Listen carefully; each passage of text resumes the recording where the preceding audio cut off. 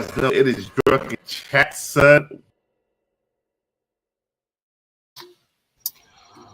All right, welcome once again to It's Drunken Chats on the Comic Crusaders Network. I am Cornbread Chintons and Greens, and I welcome once again the main boys, Ultra Maximus and Big Remo. How's it going, guys?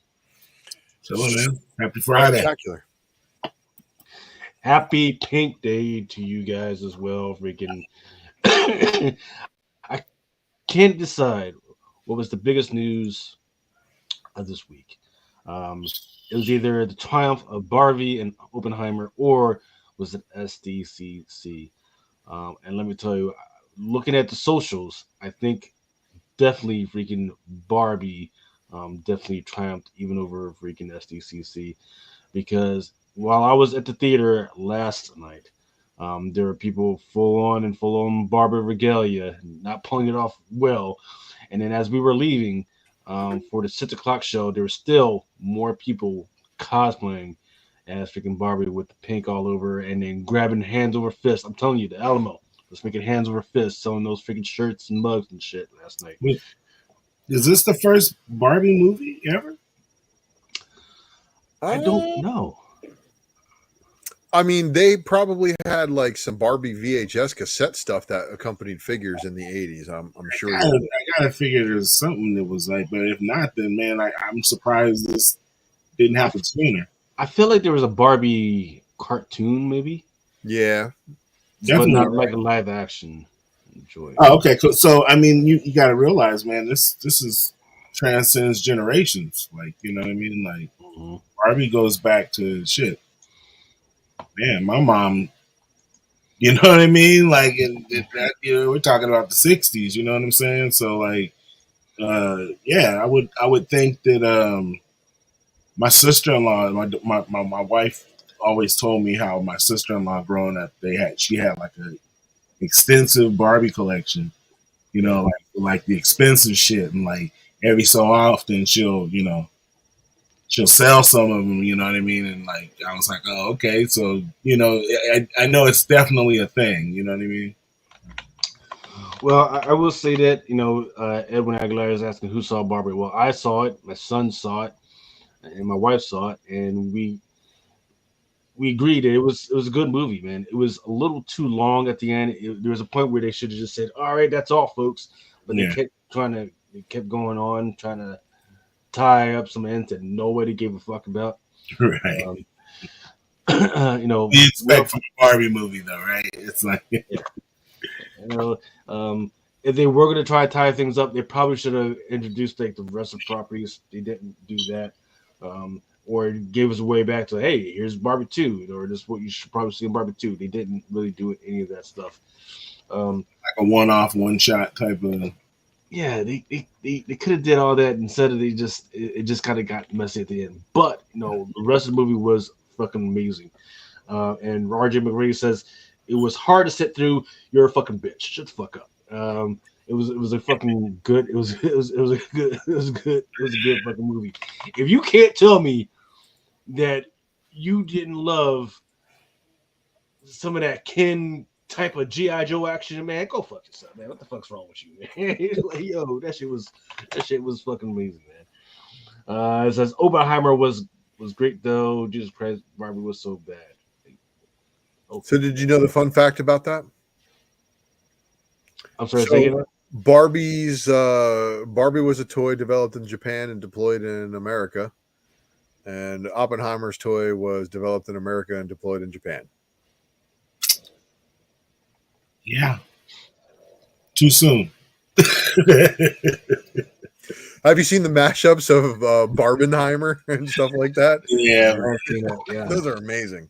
The internet. It's funny because that's what they were talking about out here, like at the movies. Everybody was like, you know, are they going to see Barbie or Oppenheimer? And everybody that was going to see Barbie was like grandmothers and like multi-generational families going, like, you know, girls going to see the movie, and like you said, dressed up, you know, premieres and stuff like that. And it was cool to see that. And then like you would have like Oppenheimer, where it's like it's a totally different thing, you know what I mean? And then everybody that's going to see that is, you know, they made it seem like everybody was more thought provoking. You know what I mean? Like some bimbos going to see Barbie and like all the children going to see Oppenheimer. You know what I mean? I'm just like, I thought that was kind of funny. I was like, oh, that's the narrative, huh? Dummies is going to see Barbie, right? And that's going to be the #1 movie. All I know is, man, is that there's a lot of pretentious people. They're gonna be like, "Oh man, I saw fucking Oppenheimer and blah blah blah," and like you don't know, 80% of that movie is gonna be bullshit, right? Because most of that shit's still fucking classified. The social and political stuff that they threw in the fucking Barbie was fucking amazing. And if you don't like it, it's because it went over your head, and you need to fucking grow up and go do like Barbie and go into the fucking real world. All right, and see what the fuck was going on. Right? So I'm just sorry. I don't want to piss you off, man. I'm just playing, man. But for real, it was an enjoyable movie, and you know, sit there like I did, freaking drink your little fucking beer, your apple cider, and just fucking sit back and just enjoy it. Let the kids enjoy the movie. Yeah, man. Like, if it wasn't for you, it fucking wasn't for you, man. It's like don't say it's fucking awful, man. Yeah, that just means you're an awful person, man. That's because you can't fucking do it. I'm sure if my daughter wants to go see it, I'll have to sit through it, or hopefully like my wife will just go with her. But my daughter's not really into that type of stuff. So. Yeah. Ghost of Lotus says Barbie is indicative of this next generation of this plastic chicks. Well, you got to freaking watch it. It freaking really goes at your fucking juggler. It talks about people like you guys, right? Easily Greta Gerwig's worst film, Little Women and Larry Bird. Who the fuck is Greta? I don't know. Is that the director of Greta? Who's talking about Greta? Is that the director or something you said? Oh yeah, Greta Gerwig's worst film. Little Women and Lady Bird were great. Then the Barbie. You know, Barbie was a meme. That's a pretty good explanation for it. Yeah. But I heard Ryan Gosling's musical numbers were great. It was amazing. That's what I heard. It was amazing. So you know how the whole big thing for the last 2 to 3 years has been this whole woke agenda, right? Barbie is very, very woke, but it does it in a creative way that it doesn't make you fucking vomit, right? It doesn't make you feel like you're like it's just thrown in your face. It's like, hey, here's Barbie Land.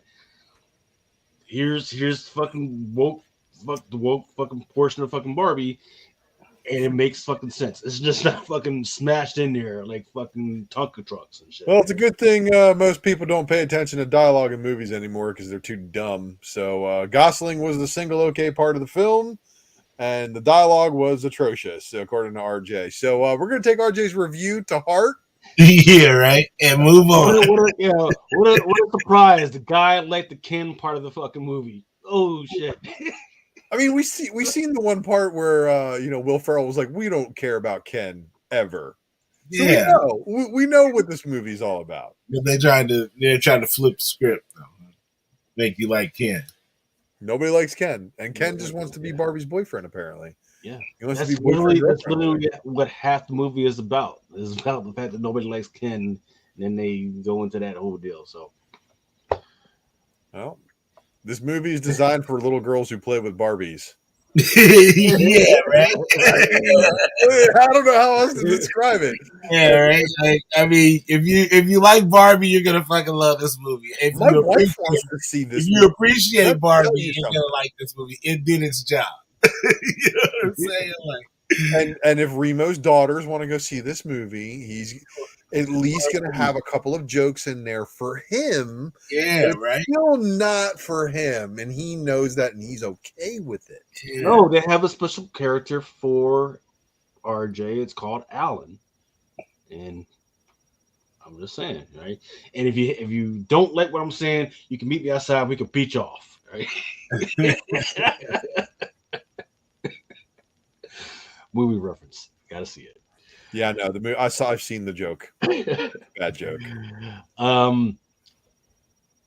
Stock wise, very interesting, right? Because with the fact that look, Barbie was definitely a success, it's definitely going to make its money back and some. Um, Mattel wasn't really doing that well at all this week, man. In fact, they actually lost a little bit of money this week. Warner Brothers, which is the which the distributor for this freaking Barbie movie, not doing well as well, man. It's usually like around the 14 to 15. It's down to 12.93. Netflix is freaking down. Disney is down, but we know why that is because the whole big fight with the SAG-AFTRA and the other AMPTA. And there's also the rumors that Bob Iger, who is currently the CEO, who took over for Bob Chapek, might actually sell off bits of Disney. Yeah, he said, bye-bye, ABC. We're going to give you Ms. Marvel, and then we're going to sell you. Yeah, so, I mean, we're going to make her ratings good, just enough to get money, and then we're going to dump you. Yeah, I mean, so I agree with that plan, man, because I can't, I'm scratching my head. I'm like, okay, what on, in fact, was it last week we looked at it? What shows does ABC have that's really going to make them fucking money? They've got some shows that people claim they enjoy, but I don't really think they're fucking watching those fucking shows. Well, everybody's been getting over up to this point, and it's, you know, like you said, they've been cooking the books for years, man. And now it's come to light because now you can go anywhere and get your content. So it's telling the world how much you're really watching TV. I do not watch TV. I don't watch regular TV. I just watch the news at nighttime. Maybe if it's too depressing, turn that shit off. Like, you know what I'm saying? It's depressing because it's always like, look at all these people getting away with crimes. Nobody's doing anything. Exactly, look at this guy not doing anything. He's being charged. I usually watch it for the weather, for, you know, or you know, I watch it in the morning before I go to work because I watch the traffic. You know what I mean? Like, that's it. Other than that, man, I don't watch TV. Do you even have like regular TV? Do you have like a cable company? Yeah. I have cable. I pay fucking. Man, I haven't had cable and local news. $300 a goddamn month for cable and internet. You know what I'm saying? So, like, but it ain't shit. Like, I don't watch the channels on there. Only thing I watch every Monday night, I watch my fucking Street Outlaws. You know what I mean? And then other than that, I don't watch any TV. Everything else I watch. What's this, $12 to $20 charge on my bank account? Oh, it's a streaming service that I have that I never fucking use. Exactly. That type of shit. You know what I mean? Like, and they give you like all these streaming services for free, and it's like, okay, so all I really need is the internet. I get one of them for free with my phone plan, which isn't bad, but I never watch it. It's Hulu. There's nothing on Hulu. Right. Like, Hulu is television, like if I wanted to upgrade and pay for it, but why would I fucking want to pay for it when I get it for free? And why would I want to watch, more commercials? If you have Amazon Prime, you get Prime for free. I have Amazon Prime, so I get Prime for free, which is basically what I consider paying for Prime, is to get the you know what I mean? And you get that's what the $10 a month for. That's it. So my point being is, like, ABC, you're not watching. You know, they're about to lose the Wheel of Fortune. Like, there's nothing on ABC to watch. You know what I mean? Like, is ABC included in the Disney package? I think it is. I think because I've heard them talking about selling that shit. Like, you know what I mean? Well, I know it's part of their portfolio, but I don't ABC owns shows on Disney Plus. You know what I mean? Like, Disney Plus still has Disney content and Marvel content and that stuff, but I don't think they have like American Broadcasting Company content. But that's the I think that's what Disney is trying to get. They're trying to get their own network, like not the Disney Channel. They're trying to get that's why they have like Hulu and all that. They're trying to combine them. So it's like, okay, if you want this, you're going with us. You know what I mean? Like, yeah, we'll cut the internet. You know what I mean? Like the cable companies in on the internet, but as far as the programming goes, like, we're controlling. It's all a mess. You know what I mean? Like, that's what I see happening. They're trying to acquire the streaming end of it. Like, they don't care about network television anymore. No one's watching it. How's ESPN doing? They're terrible. terrible as well. That's why they cut half their staff, and they're cutting. Oh no! I know that, but I mean, is the stock doing okay? I doubt it. Well, I mean, ESPN is under Disney. That's the thing. Okay, yeah. So see, yeah, that's why I'm saying you got to understand why it's down.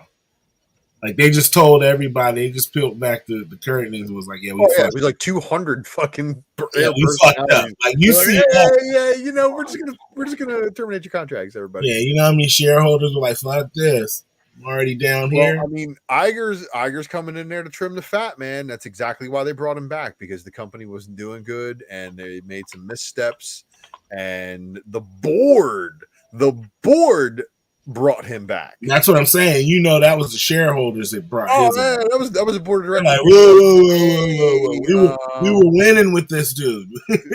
Yeah, Westfield Jackson. They're like, hold on, partner, you got to come back and coach these dudes. These dudes. We're gonna need you to just go ahead and like turn that clock back. Yeah, you're running it back right now.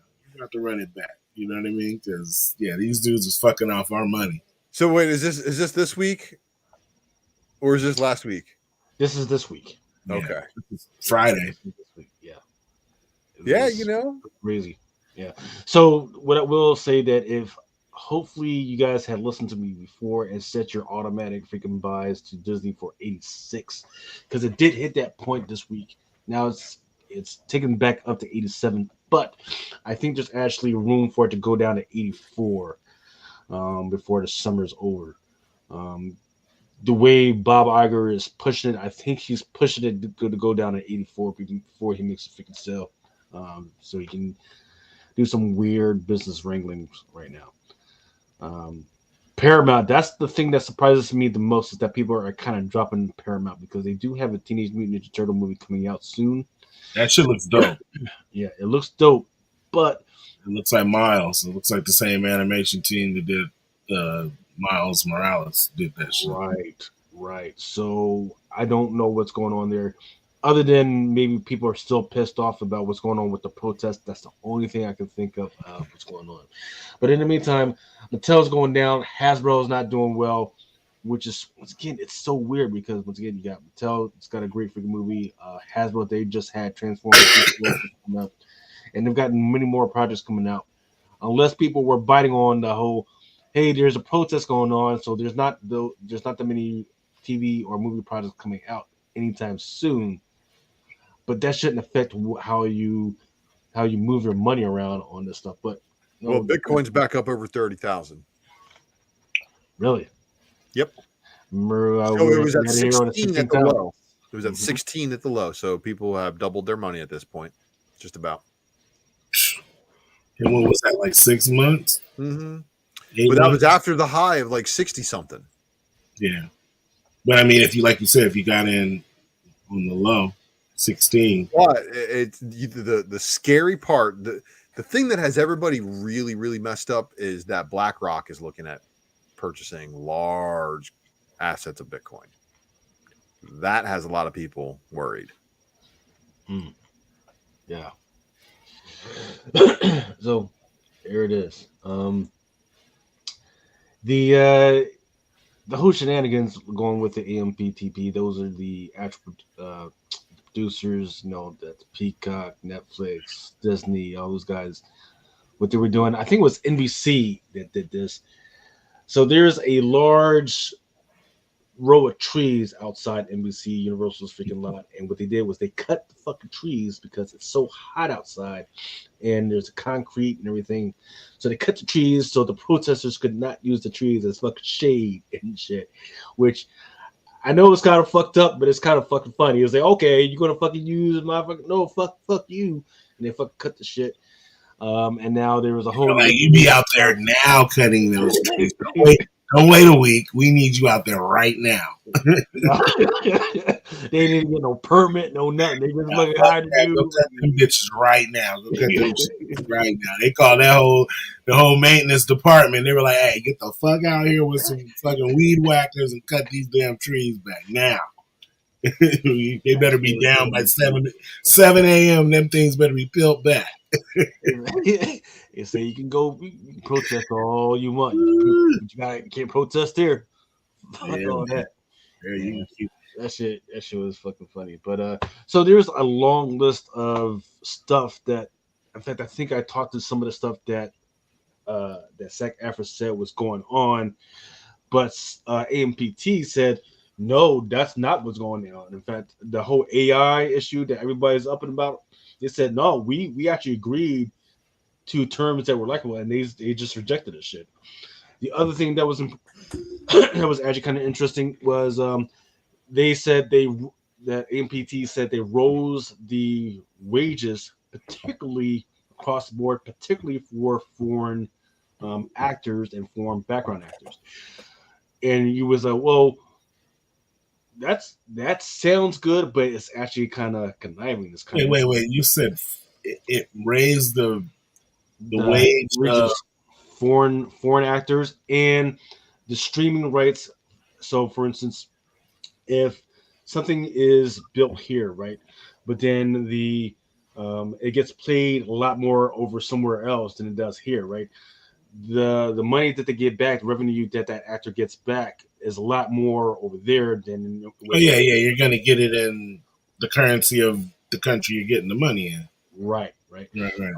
So that's really interesting because you got to remember that Netflix and Disney for a while have been making moves to engage foreign actors and foreign studios to get more content, right? I see what you mean. Yeah.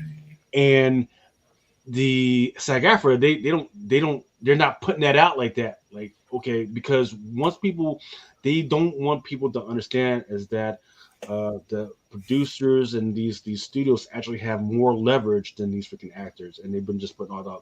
So it's an interesting freaking read, and the moves that the studios were making before this was definitely kind of interesting, and they just put that out there. They say, hey, this is what we did before, this is what we agreed to before, and you can see that.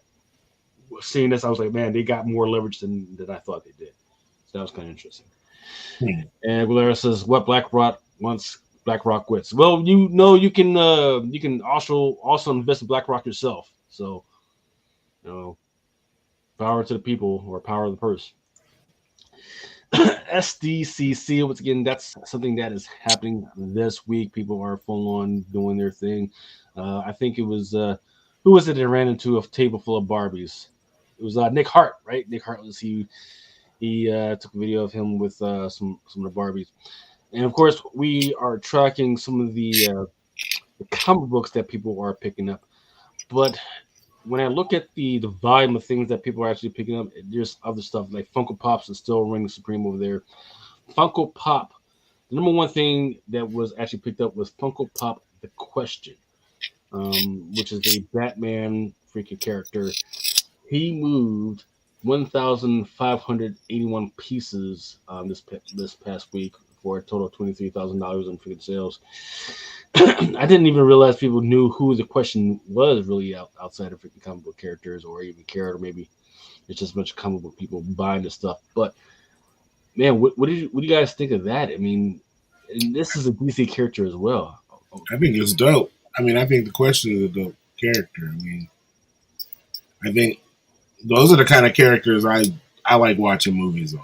You know what I mean? Like, I like seeing movies about those type of comic heroes. Like, yeah, I like watching the MCU type stuff, but the old, Dick Tracy type movies and animations, those are always the best shit. Yeah. That's a whole different game, man. Dick Tracy. But you know what I mean? Like that type of a character to watch. Yeah, I mean, like 1920s gangster, that kind of stuff, man. Like, I get it. Like, we all like have a favorite genre. Yeah. Like, some of us like kung fu movies. That anime. Yeah. Some of us like that animation. I mean, and that's what I say. Like you can, like, I think that, like, Marvel, or not Marvel, that the Miles Morales movies are proving that we're cool with watching animated movies. You know what I mean? Like, we get it. Like, you know what I mean? It's not like you can't, release something animated and we won't understand. You know what I mean? Like you got to take some of these shows. Don't have to be live action, man. You don't have to be live action if you do them right. And Across the Spider-Verse proved that, right? Yeah, just do them right and do them animated, and I guarantee you'll do better. You know, at the box office by people who actually want to see that shit. You don't have to trick people into going to see them. You know what I mean? But is it ever going to be cost effective to do these animated movies? That's the thing. The animated movies have to be really, really good and do very well in order for them to break even. The other movies, obviously big blockbusters too, they need to do it even more so. But I do remember the days when the Marvel Universe was constructed of animated features like the Ultimate Avengers 2, and then the next Avengers, which was Ultimate Avengers Kids in the future. Yep. Black Widow and Captain America had a kid, like weird stuff like that, right? And then there was a Doctor Strange movie, there was an Iron Man movie animated. Yeah, all these were animated movies. Yeah, exactly. I know that these things exist, and it's like I knew at that time when they were making these these animated ones, they did an Iron Man animated that was versus the Mandarin, and it was right before they dropped the Iron Man movie. Yeah. So it created a lot of expectations for people, and we always know that comic book people have the highest expectations and the lowest, acceptance of what they actually put out, because we can always do better. But the comic book movies that they were making animated, even on the Marvel side, were good. But DC animation is known for kicking ass with good animated movies. Yeah. Then you get stuff like this, these other properties, The Question, and there's cult followings for just about everything nowadays. And that's proof of it right there. 23,000 in pops. So. I mean, I'm going to assume this is the first time he's been made available. I mean, I haven't seen him. So I will say that the female one, I've seen her available. They made a pop out of her. This is the one first time I've seen her too, right? Yeah. Yeah, she came out like last year in the comics. I mean, I think that's they introduced what's her name? Jessica Montoya as the Question last year, I believe. I don't know if there was a previous version that they pulled out or something like that, but yeah, that was weird. Then second to that, doing just under 4,000 was the SDCC 2023 One Piece pop. They've also pushed trailers, they've pushed posters and all that other stuff at SDCC. That's supposed to be a big thing because they're trying to do a live action movie of it. And I got to tell you, man, freaking some of those live action, animated to live actions hasn't really done well. I can't name one that's really done well, but they're still trying to do that one. Then there's a figure painting for Jujutsu Kaisen Nobara Koyakushi. There's also some stickers, but I think the most interesting thing down there at the bottom, it's just dead under 500, but with total sold of 30, is that G.I. Joe trading card Hasbro Transformers that actually had some freaking numbers, and I don't know where that's going on, where it was actually sold, so I thought that was kind of interesting. Did you know that the first appearance of the Question was in the Blue Beetle #1 from 1967? Mm-hmm. That was kind of interesting because we do have the Blue Beetle movie coming out. Don't know if they're going to. Charlotte in books, man. I tell you, you guys ever seen a book turn to dust in your hands? Charlotte in books will do it to you. No joke, man. Yeah. I mean, these things are post World War II, but like only by a couple of years, I think, right? Or no? Well, this one was 67, so that would have been most likely like Vietnam War. Yeah. 20 years after Oppenheimer.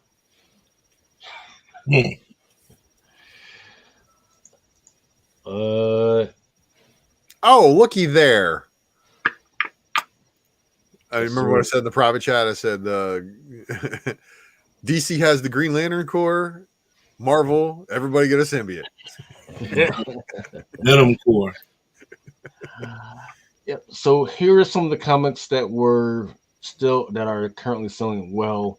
Venom 23, that spoiler variant. We finally get the art.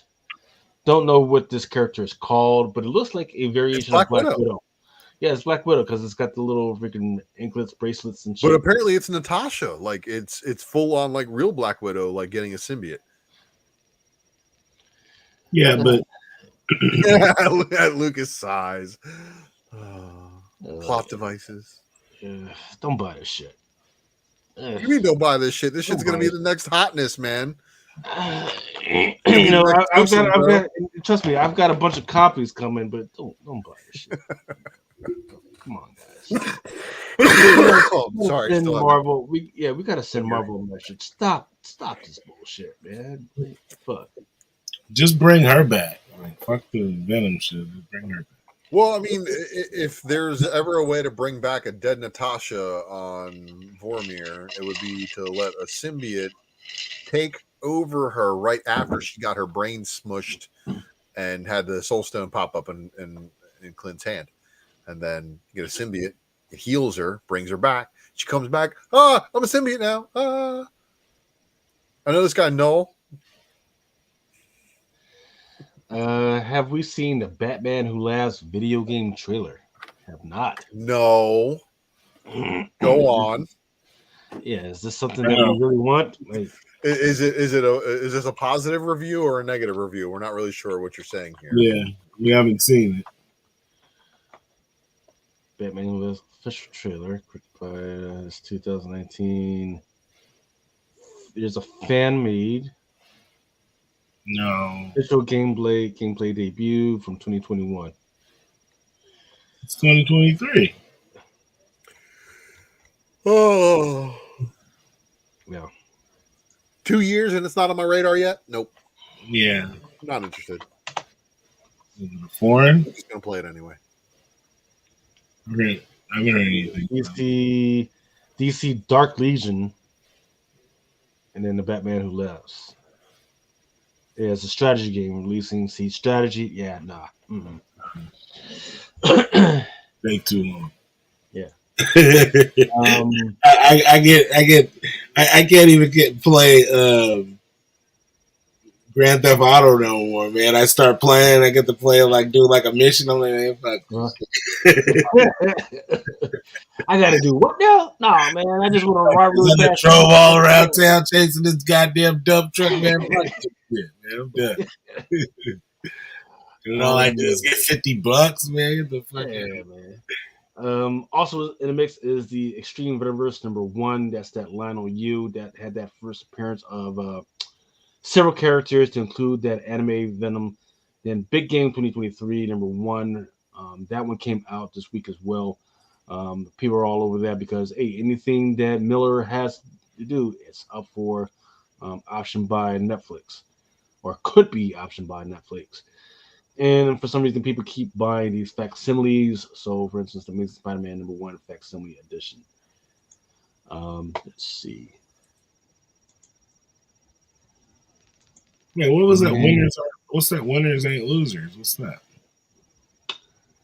Winners aren't losers. It's a soft cover 2016 trade paperback, so it's a book. Yeah.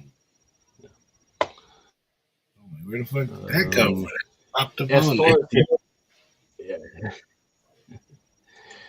As far as the SDCC stuff, there was a Sandman Morpheus Helm Masterpiece Edition SDCC, limited to 25. There was one that sold for 2,200. That Transformers #1 SDCC variant, that sold about 20 copies. People are making $1,000 off that one. Void Rivals, that one also had a SDCC variant. Pretty good numbers on that one. But yeah, are you able to buy these though? Like, is this just someone selling these pre-order at cover price? I don't know. Well, I mean, what was the cover price? Was it $50 or? That's what I'm saying. Okay, so No, what that one is, that's the Transformers SDCC variant from. Is that the current one? Yeah. Yeah. So yeah, it looks like there was somebody who got a hold of some of them. Apparently, it was selling for $50 each, and then there's a bunch of them sold there for $50 each, and they were, I believe, 40 each at the con. That's not bad. So that person's only making $10 on each one, but I bet you it's somebody who either works for Skybound, who's like, I'm gonna just cash out on my paycheck here. Yeah. Oh, I get 20 copies of each. Okay, cool. SDCC paid for. All right. I mean, go ahead and get these off real quick. It's not a bad way to do it. I mean, especially if you're employed and you have access to being able to get these, you know. And there's no bylaws at your company that says you can't sell them. Or it's just somebody at a con who was like, hey man, if you wait in this fucking line, I'll pay you for waiting in this line for me, man. But they got like 20 of them, though, right? Yeah. So you know it's somebody who's a dealer, especially if they're selling all for the same price, 0% free shipping too. Well, he's really making his out. It's like, oh no free shipping. $5. I'm giving 5 extra out of you. Yeah. Oh yeah. Jeez. So all the SDCC variants, as we know, do really, really well out the gate. The same with New York Comic Con; they do really well out the gate, and then all of a sudden, and I hate to throw him under the bus because I love the guy, but Jeff Scott Campbell's already sent me get on the waiting list for cover D from SDCC. Do you want unsigned or signed? Which one? That Amazing Spider-Man with the 3 faces? Yeah. So he just released that issue 25 that has the 3 different variants. You know, the Mary Jane, the Gwen, and the Black Hat. You know, in the band, right? And then this is the SDC is the cover D, and just like previous cover Ds, this is not the first time it's happened before. In fact, what's it called? The one, the Black Cat Virgin. That's an SDCC variant. Oh, okay. So the Black Cat #1, where it's showing her in her loft. Oh yeah. So the Virgin of that one was an SDC. All the jewelry around there and stuff like that. You know, and there's less of that one than there is of the Cat Noir, but people haven't caught on to that yet. You know, it's like there's a bunch of shenanigans, right? But yet there's also a warehouse sale. Ooh, warehouse find. Okay, cool. Just sign me up. Let me get my 2 copies and put them in my personal collection. I'm good. There's no reason to freaking keep hiding these fucking books, but people keep doing it. All right, now do y'all. So Avengers #1 also had one. I forget what was going on with that book and why they needed to have an STC variant on that one. Which one? Avengers #1. Oh, Yeah, I don't fucking remember that one. Todd McFarlane, Gunslinger Scorched Gold Foil sketch covers. $189 Hot 10. You saw that one Spawn book that like, oh my god, look. And I made a comment. I said the Walking Dead #1 and Spawn #1 reprints kind of remind me of each other right now. And it's true because Walking Dead was basically putting out a new fucking variant every convention. Oh, look, this new Walking Dead #1 variant cover. Oh, look, another Walking Dead #1 variant cover. And there's a few of them in there that are like really, really cool. Like, what's that one? The Cynthiana, Kentucky variant that Charlie Adler. Mm-hmm. Or what's his name? No, the other artist. It's his hometown. Oh, I don't know. Yeah. The only ones I know are Adler and or is it Adler Huxley or somebody else? But yeah. Tales of the Titans #1. I don't know who this artist is, but Starfire can get it. Oh, Alex Ross. Yes. Alex Ross did this one. Still a yes. There's no. Is it $100? Yeah, is it $100 good? I don't freaking know. Let's see. Where's Aaron? Did he smoke himself out too much? Oh, look for the kick. I know Blind Adam was feeling under the weather, so he's basically either got the con funk or, He's at the con. He was What's at up, a con. Oh, he went to a con this weekend. I thought he went to a con, and that's why he got himself the con funk. Oof. Man, I tell you, that cold that knocked me on my ass, dude. It really knocked me on my ass for a week. I still have like a lingering sinus, like kind of like, ugh. Same here, man. I still got you back there, you son of a bitch. I got a cough and all that shit, man. Fuck. Yeah. Edwin Aguilar is asking for any love for the Kith X-Men #1 book. It didn't show up in the numbers. Right? So, not only that, it's like it's a Kith. Forget it's fucking X-Men. Like I know we like to put everything on a high pedestal in the community, but it's a pair of Kith shoes.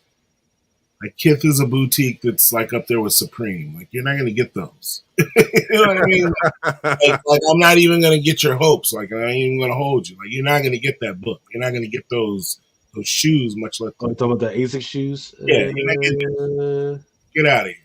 Like you're stepping into the realm of the sneaker fiends that are much more money to freely spend than comic book people. So I want to know what the print run is on that Kith, because you know how everybody goes, oh, Marvel always prints more. Marvel always prints more. Well, I own the lowest printed Wolverine comic book they've ever made. Mm-hmm. If you don't know what I'm talking about, you should check my IG a little bit more frequently. Like Ronnie Feig is like Ronnie Feig fucking kicks it with Kanye. You know what I'm saying? Like, I'm looking at it right now, and I can see the Kith for X-Men comic #1 doing some big things, but it's only going to be available at the con. Somebody's going to grab a stack of them. They're going to hit eBay. And if that's how it is, then yeah. But if it's really truly the 50 for the 50 pairs of shoes, then you're only getting it if you're getting those 50 pairs of shoes. Like Kith runs are just like I said, it's like Supreme. It ain't gonna be something that you're gonna find another one of. Like if they say they got 50, that's all there is. There's 50 of them, and you ain't gonna find them later on because that's not how they fucking roll. Like that. No, wait. Look. Listen, it will also be available for purchase in store at Kith shops and as a gift with purchase with orders of Marvel Kith for X-Men apparel. There you go. .com. So it's not that full global launch on July 28th. There you go. So there's what FOMO your ass into this. But not only that though, there's multiple. There's like I want to say there's a Kith store in LA. There's one in New York, and I think there's probably one in like Paris or some shit like that. You know what I mean? Now it does say this comic book is available now exclusively at the Kith pop-up inside the Marvel booth at San Diego Comic-Con. Mm-hmm. But it does right beneath it. It says it will also be available at kith.com. So I don't think that comic is going to be very. Yeah, we're talking about 6 days away, 5 days away. Soon. So yeah, we're talking free comic book number. Yeah, don't freak out. Just bookmark kith.com. Go there, bookmark kith.com, and get ready for next week. Okay? Yep. Like I said, you're going to be on there with some bots. No, I didn't say don't use bots of your own in order to get on there and secure your copies now. I mean, you got to be quick, and if you don't have that fucking lightning fast, like couple 100 gig connection, if you don't have a terabit fiber connection and a solid state drive computer, you're gonna have to fight the bots. Yeah. Sorry. Yeah, that's what I'm saying. If you think you're getting the shoes, like if that was the only way you were getting the comic is by those. You buy any Marvel apparel during that time. That's different. Like that's what I'm saying. If you're going up against the shoes, like you're not getting those shoes. So speaking of shoes, good segue. I know he had the slide up and we started talking about other shit. There it is. So ASICs, a shoe that I have never owned a pair of in my life that I can recall. I already heard Yee talking. He's like, I'd buy a pair. Everybody wants to buy a pair of these just to try to get. I think he got a pair, if I'm not mistaken. Did he? I think so. I think he said he was going to buy a pair. So they're all going to come with limited edition parallels. and they're all going to be like sealed. So Lucas and I were talking about this before the show, how the box has like a pull tab on it. Mm-hmm. And then inside the box, it's got a bag that is fucking sealed. So you have to like tear or cut the bag open in order to fucking open it. So like, there's no going back. Like once you open one of these motherfuckers, they are open. But the fact that they've got some of them are PSA graded. I thought they all were. I thought they were. Well, all. that one doesn't show a PSA grade on it. So that one doesn't. But I thought they were all. But if they are all PSA graded in those shoes, that's fantastic. Fantastic. And they're X-Men cards. They're Jim Lee X-Men cards, or Jim Lee X-Men cards being reformatted with prisms and all different color parallels or whatever, and kind of like the Huff skateboards that X-Men did just a couple months ago. Yeah, but like my thing is, I'll be honest with you, these are dope. Don't get me wrong. But ASICS just started making skateboard shoes. Do yourself a favor and go look at their skateboard shoes. And those came out they dropped that last week, and then they came out with this. So I was like, I like what you did there. Well played. Yeah, they got some dope skateboard shoes that are out. So yeah. McCurdy said that Yeezy also has the Snake Eyes G.I. Joe A6. So there you go. Yeah, he showed us those in the chat a couple of days back. Yeah. I can't switch myself. Yeah. Yeah. Huh. I'm gonna be honest. I'll take one of the X-Men team parallels if somebody pulls it and doesn't want it. Right.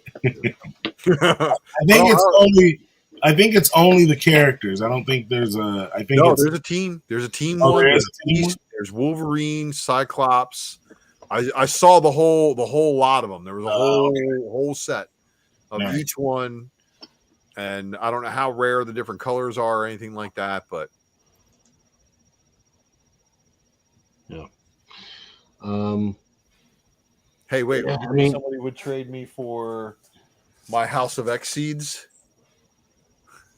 You still haven't planted them bitches yet? Man, I got fucking multiples, bro. Like the one has.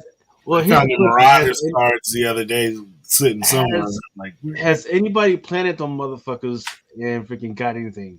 So I think what I found was that what's her name? Rasputin's first appearance is actually on the fucking package, bro. Really? Yeah, there's one of those packages that has Rasputin on. I don't know where it is right now, but I got it somewhere. Comical Sneaker says if he gets a pair, they're going to go straight to the StockX unopened. Yeah, that's the only way to do it. There he goes. Oh, Yeezy's alive. I'm trying to get the hat trick for tonight. I was on Nirvana earlier tonight, the Hot 10, and now I'm here for Drunken Chat. Yeah, now you're the Lil Wayne of comic book entertainment. I mean, so somebody ratted you out. Says you have some G.I. Joe ASIC shoes. I do have G.I. Joe ASIC shoes. Or did you sell them already? No, I have them still. Like, I actually wear them. Do you want to go grab them real quick? Yeah. Okay. Yes. Give me a second. I thought he was gonna come on and not show off his shit. What the fuck? Right. So there's people, comics and sneakers, talk about if I get a pair, they'll be going straight on to StockX unopened. Oh, so you're talking about the X-Men? What's in the box? What's in the fucking box? What's in the box? What's in the fucking box? So it's the same model shoe, the Gel Light 3s. And what are the? Remo was saying something about the skate shoes. What do they look like? Oh, I have no idea. No, those just came out. A week ago. These have been out for like 2 years, 3 years. But those are sick because they have the it's the Snake Eyes face on the inside. Exactly. Yep. On the inside, and then I think it's like Zartan at the bottom. Or that's what it looks like under the mask. Right. Right. But I mean, I do like the X-Men ones that are coming. I like 5 out of the 7 pairs, I think. Yeah, and they got colors basically for everybody, so that's the cool part. Right. Yeah. Like, yeah, I wouldn't see myself wearing the Storm ones. I tend to not wear all white shoes anyways. And then what's the other one? I didn't like the Gambit color scheme. I like the Beast ones. The blue ones. The blue and white. The Beast ones look sick. The Cyclops ones. I mean, everyone's gonna chase after the Wolverine, the blue and yellow one. Yeah. The Rogue ones look pretty sick. The green and yellows. The only ones I would probably wear multiple times would be the blue and white ones. So which one is the team colors? The ones that you would get the team card with? I think the cards are just random put into there. I heard they're organized via colors. Like if you buy the Wolverine colors, you're looking at the Wolverine parallels. Or the boxes are all sealed, so you don't even know fucking which one you got on the inside. Correct. And then and then what they also don't show you is that during San Diego Comic-Con, there's also a comic. Yeah, but we were just talking about that. Okay, yeah, that's the comic is going to be all. Yeah, you're going to be able to get that. Yeah, because one sold Kith. for like Yep. $45 or something like that. So check it. You can get the comic with any purchase of a Marvel product on Kith starting on the 28th. Oh, okay. So I just told all my friends here not to FOMO on that shit. They're showing you stacks. Yeah. They're showing stacks on the you website. Want to buy a stack of these? All you got to do is they're like, we got enough. Okay. You want a box, man? Where there's some dudes like, oh, you know what? I'll tell you guys later. Okay, so the checklist goes Wolverine, Gambit, Cyclops, Storm, Rogue, Beast, X-Men Blue for the cards. And then the X-Men Blue is not available in the silver or pink parallels. And then so there's silver, pink, orange, and then starting with the red, which is out of 100, the blue is out of 50, out of gold is out of 25, green is out of 10, and then the 1 of 1 is black. All of those are PSA authenticated, and it also has the Kith symbol within it. They're not graded cards, but you can regrade them through PSA for standard submission, but they won't come with a Kith symbol on the label. Well, see, so there's going to be a Kith version and then a regular version. No. So, like, within the PSA label, it has the Kith. Oh, I got you. Yeah, so that's why they didn't grade the cards, like, for whatever reason. Like, it's a collab thing. But those Kith ones are going to be the ones that are going to be worth the money. Like, anything with Kith on it. I mean, I would assume so, but I also probably wouldn't sit there and recrack that card. Oh no, and then try to regrade it or whatever. No, absolutely not. But I'm saying if it says Kith on the card or on the case, on the PSA label too. Yeah, if it says it on there, then that card is going to be those Kith people are going to go crazy. It reminds me of the Wizard World 9.5 situation, right? Okay. That you don't want to tamper with that. Yeah, exactly. There's a 1 of 1. That's the crazy part. The 1 of 1 is going to be the fucking chase that everybody's going to be after. But I bet you nobody finds it because somebody's going to leave it in a fucking sealed box. Yeah, right. Well, and then the Wolverine yellow and blues are 1 out of every 36 pairs or something like that. I think it's the odds for it. So there's some, like you said, there's more pairs of these shoes than others. Well, so you can kind of get an idea because it comes with the card, right? That the silver parallel, there's 1,299 of those. Out of the pink, it's 749. Orange is 299, and then it goes 150, 25, 10, and 1 of 1, and it's 7 different cards of all those different parallels. Yeah. So you can imagine how many shoes are out there. And it's a decent amount. Yeah, and the buy-in. So I mean, people are just buying high right now because there's only so many released right now, right? Yeah, exactly. But so it's feeding into the FOMO of shoe heads, right? But like you said, once these hit the website on the 28th, you're gonna. But that's what I'm saying. Is it going to be the same thing? Purchase, you'll be fine, man. Like just relax, everybody. Yeah, just wait till the 28th. Pay retail price of like $200 or whatever it is, or $190. But I think those are going to be will be from ASICS though. But it's an ASIC Kith collab, no matter what. It's the same shoe. It's but that's what I'm saying. Is it the same shoe, or is there an ASIC Kith collab as the initial launch, and then it goes into all of those other numbers?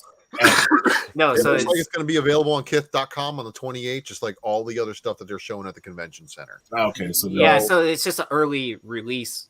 Basically, the people who go to the first to market. The first jump on everybody. Yeah, first to market. Yeah, so there's nothing showing us that they're an SDCC exclusive, or there is an SDCC exclusive version of these shoes. Right, correct. It's just an early release at SDCC is all it is. There you have it. Yeah. And you know, good on the people that are going to the convention and selling them, you know? Yeah, for sure. I mean, that's probably paying for your entire trip for just paying $200 at a booth, right? Like if you bought 40 copies or 20 copies of the Ashcan and then 40 copies of the Void Rivals and sold them both for $50 plus $4.15 shipping. Right. So the cards are encased in certain parallels of the cards are encased in PSA slabs. Yeah. But the cards are not graded themselves. They're just authenticated, saying that these are official from Kith release. So they don't have a grade on them? They don't have a grade on them. But it's got like a label to it. That's fucking weird, man. But PSA does that all the time too, right? Yeah. So like if you have a 1-of-1 card, you can just send it in to authenticate and not even grade, and then they'll say, yes, this is a legitimate 1-of-1. So if you know, I don't fuck with cards, man. This is this is the reason why I don't fuck with cards, because they get all sorts of crazy. Yeah, so if you know your card's not going to hit a 9 or a 10, then you just authenticate it. Right. It's the situation, and then you can still get like a premium dollar for it, somewhat, because it's still kind of encapsulated, right? Because it's encapsulated, right? But I mean, especially with like those thicker cards, right? Like those are traditionally hard to hit 9s or 10s on. So yeah, I see what you're saying. How if you leave it in the original case it came in, versus cracking it and resubmitting it and slabbing it as, you know, PSA, you know, 9 or 10 or whatever. Yeah, it's kind of like cracking open a 9.5 Wizard World fucking Avengers and grading it 9.8. We're having it come back in 9.6 and be like, it's still higher than 9.5, man. Yeah, but it won't have, and they state clearly on the PSA website, we will not add the Kith label to it. That's crazy. Yeah, and you can't do custom labels on those, can you? Nope. So not only do you have to worry about, you don't know what color shoe you're going to get. You don't know what card you're going to get. You don't know any of that stuff. You just got to fucking hope to God they got them in your size. Well, I think that's the only thing they... There you go. Yeah, I think... So if you want the card, you have to basically open your shoes. Yes. I think it all comes in separate packaging, though, right? No. Oh, the card is inside the shoe pack? Everything. So that box, and I think it's cool how they have the box to like display them. You watch what he does.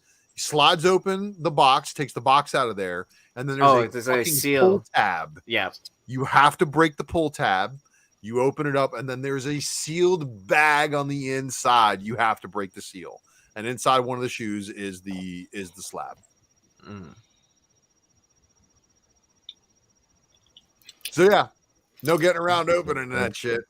Yeah, or no peeking into it, right? Well, yeah, I mean that's at least a good thing. But I'm wondering if somebody's going to get smart and check some barcodes and just see if there's any difference in barcodes on the exterior of the shoe, to see if the barcode difference maybe gives you the difference in colors.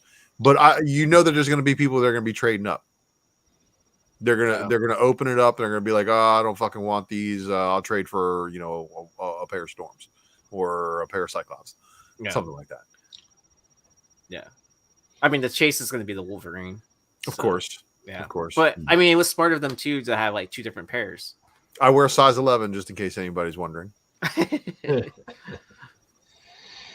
Maybe 11 and a half in Asics. You know, some poor fuck out there is going to buy each and every single one of these. It's going to chase each and every single one of these fucking shoes down. $195 retail is going to limit the amount of people buying these, though. You don't know sneakerheads, man. Sneakerheads like $195. That's it. That's it. I mean, if the buy is $195 and they sell out, yeah. But I mean, it's a good play too, as well, because like I could see the card selling, depending on what parallel you get, right? It could be as low as $50 all the way up to who knows. Like if the one of one is going to be thousands. The one of one is going to be the one that people are going to be making the bank off of for sure. Right. I mean, but that's the case in any numbered card, right? Yeah. And then the shoes themselves, like, and then what? You're also getting like a 45, we'll say $30 to $45 comic, right? Maybe I would go as low as like once they're all released, probably like $20. Yeah, that'll be a $40 free shipping book. I promise. Yeah. I bought enough ripped apparels to know. Jeez. So with all this fucking boxing that dude just fucking did, man, how come we have comics that are 1 in 500s that cost retailers $1,000? How come we can't get fucking packaging like that? See what's crazy about the comic that comes with this? They're bagged and board, and they're in top loaders. What? Yeah, they put the comic in top loaders. Well, that's fantastic of Kith. Yeah. It seems like they want people to take good care of the things, the collectibles that come with their items. Or they want you to wear the shit out of the shoes and collect the other stuff. Not fucking Marvel. When their shit comes in, doesn't matter whether it's a 1 in 25 or 1 in fucking 50. It just goes in with the rest of the shit. If you can store them in the box, you think they would fucking separate it and fucking at least put it in their different mailer. But if you really can store them like they're showing in this clip right here, where you can store them in the box open with the X-Men thing in the background, where it looks like a trading card sticking out of it. Yeah. Or it looks like a trading card box that you open. Yeah. That's what we have shelves for. I mean, isn't that what we do? We put shit on shelves. Yeah. So we can appreciate it and worship it.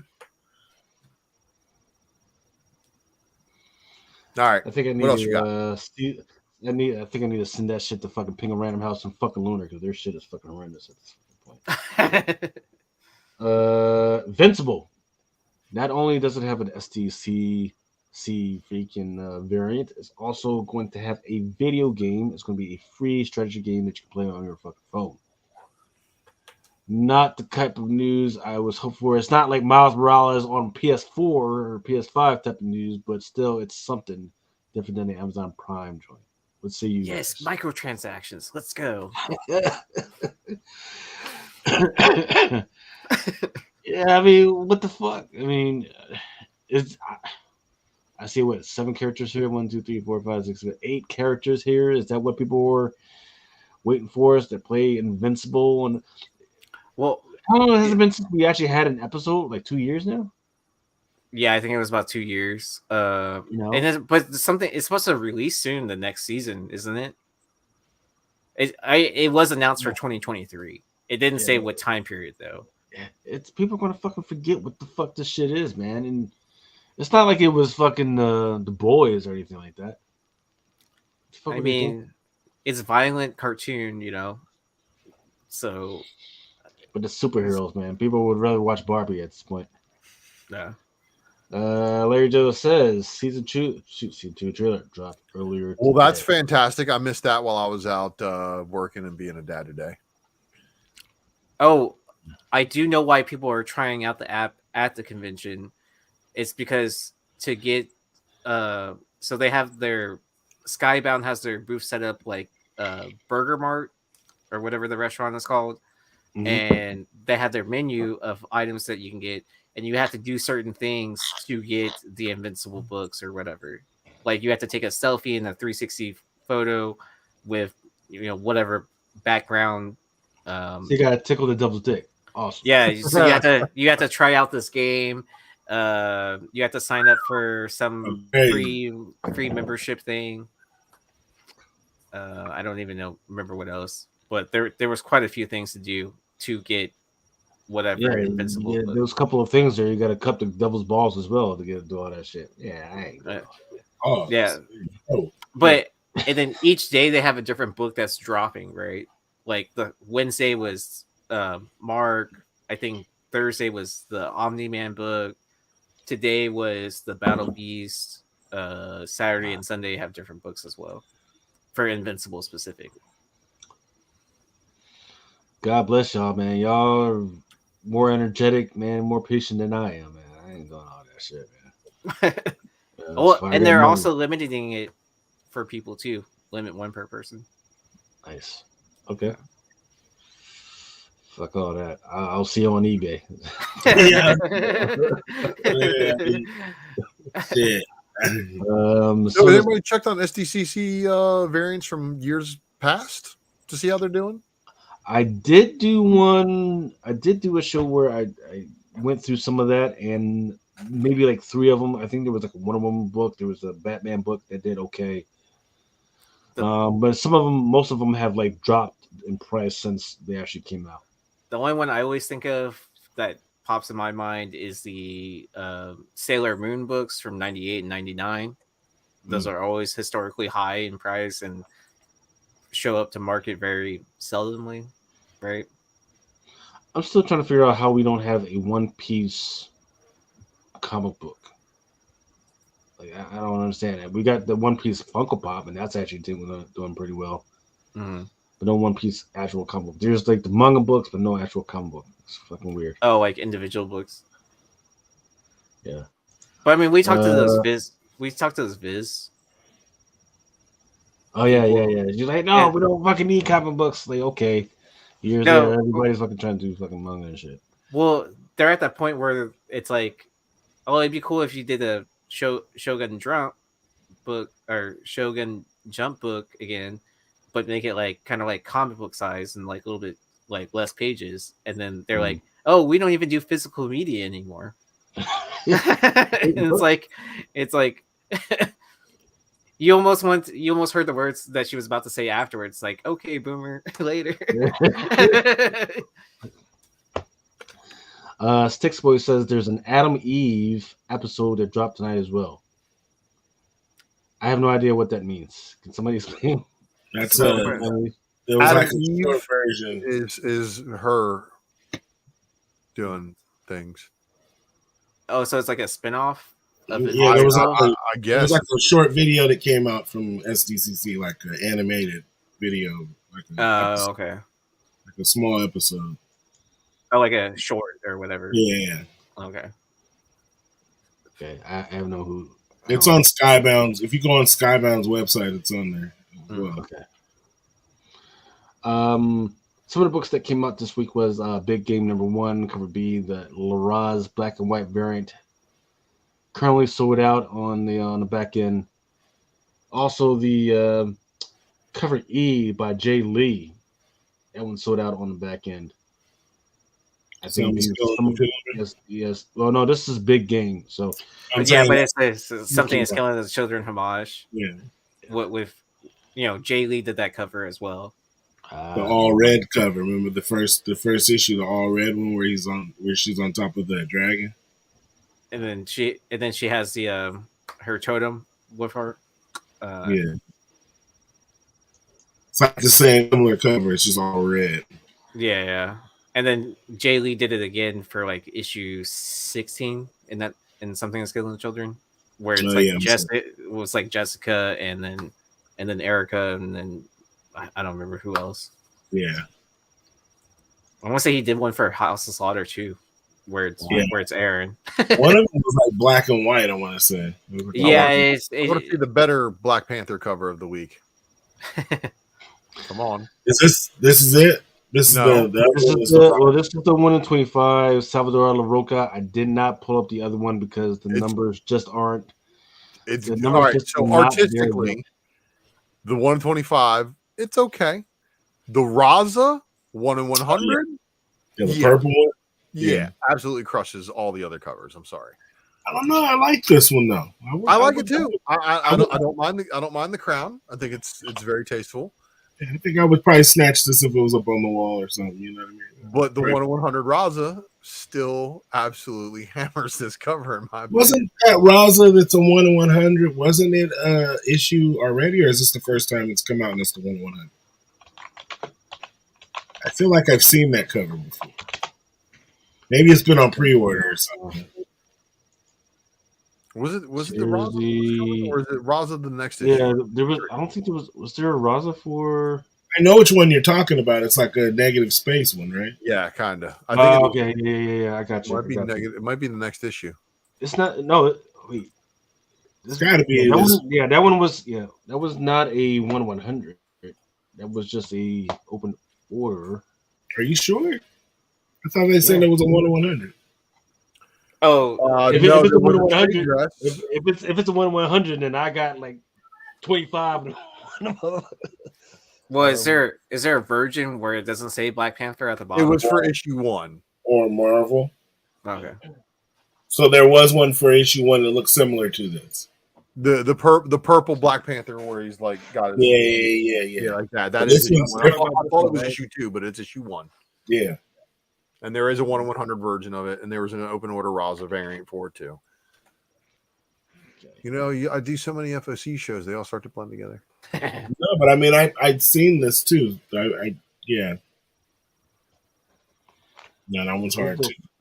It is dope. They do have quite a few first appearances in there, and we don't know who Beza is, or Beza, whatever the hell they're going to call that character. Then there was Blade. Yes, sir. Blade number 1, JTC. Space variant. You can pass, but it did sell well and has been selling well, depending on the price that you want to sell it for. So, anybody putting together a set of negative space JTCs? The ones that are open to order, or just a total collection? A total collection. I'm not. Because I already can tell you that the Star Wars Annual 4 is going to be the hardest one to get out of all of them. Which one was that one? I can't remember. The Emperor with the red lightsaber, negative space, and it's a Star Wars one to boot, so you know it's even harder. Yeah. And then the other Star Wars ones were the Anakin, the recent green Luke, that one, and you know that's it. Action figure variant, chaser. So he did entice us a couple of times and said, "Hey, if you're buying an action figure variant, I'm also going to drop this secret variant." And he got us. That's how he got us each time. It's like he has a vibrator in his left hand. What? And there's Werewolf by Night with his negative space. I like the werewolf. I like the Werewolf by Night one more than the I do too. Than the Blade one. But this looks like a traditional, his traditional negative space cover that he's done for all the other Marvel. I think the $9.99 is what scared people. So the Wolverine there, there's none, right? Is there any? No, it's sold out. Oh yeah, because that was a 25 copy incentive.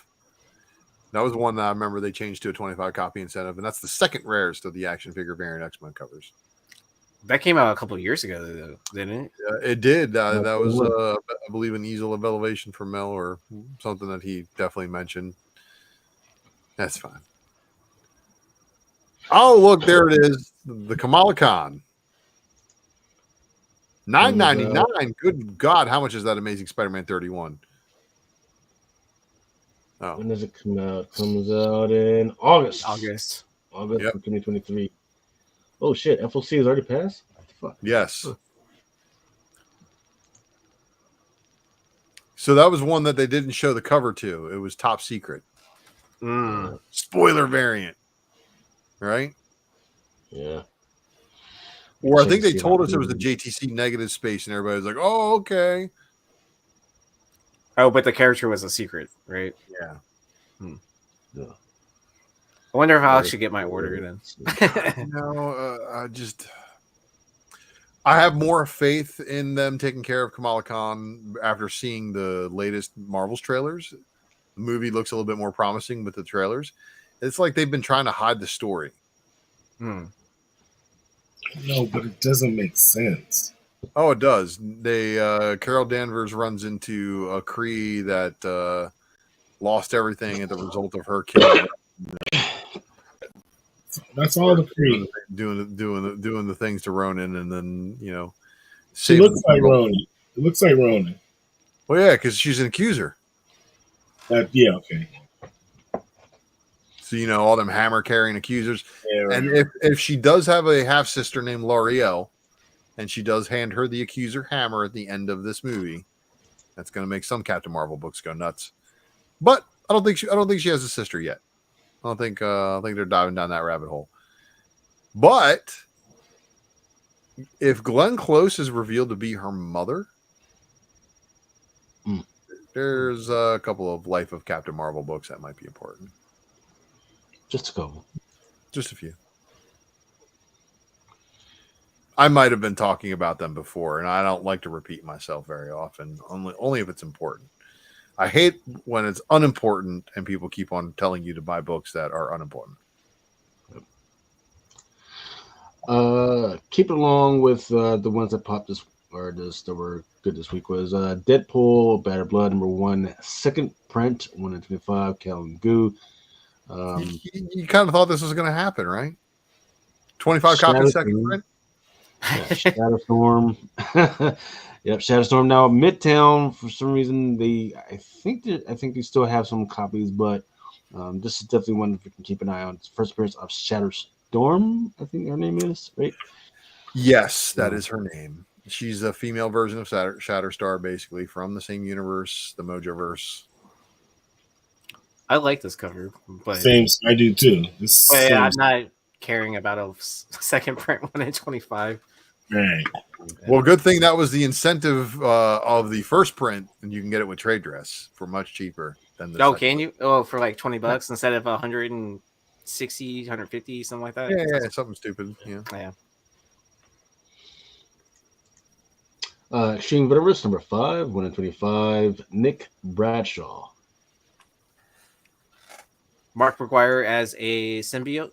Yeah. It looks like a home run derby McGuire. Remember, it was at that point that Barry Bonds knew he was going to try steroids.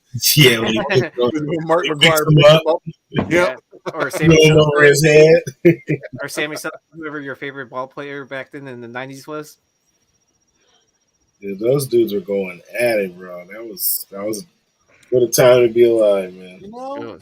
Speaking of 80s and 90s, I actually just found one of these Roger Clemens post-serial cards. I remember those.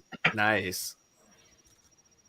Crazy. And then I got the bunch of what is this? 80-something, 85 Topps Orioles. I got some shit. Okay. I got some shit. Oh, look, Jose Canseco. What? A Jose Canseco Topps card. It's not a rookie, so it doesn't work. It ain't worth shit. Yeah, got a couple cards. Shit.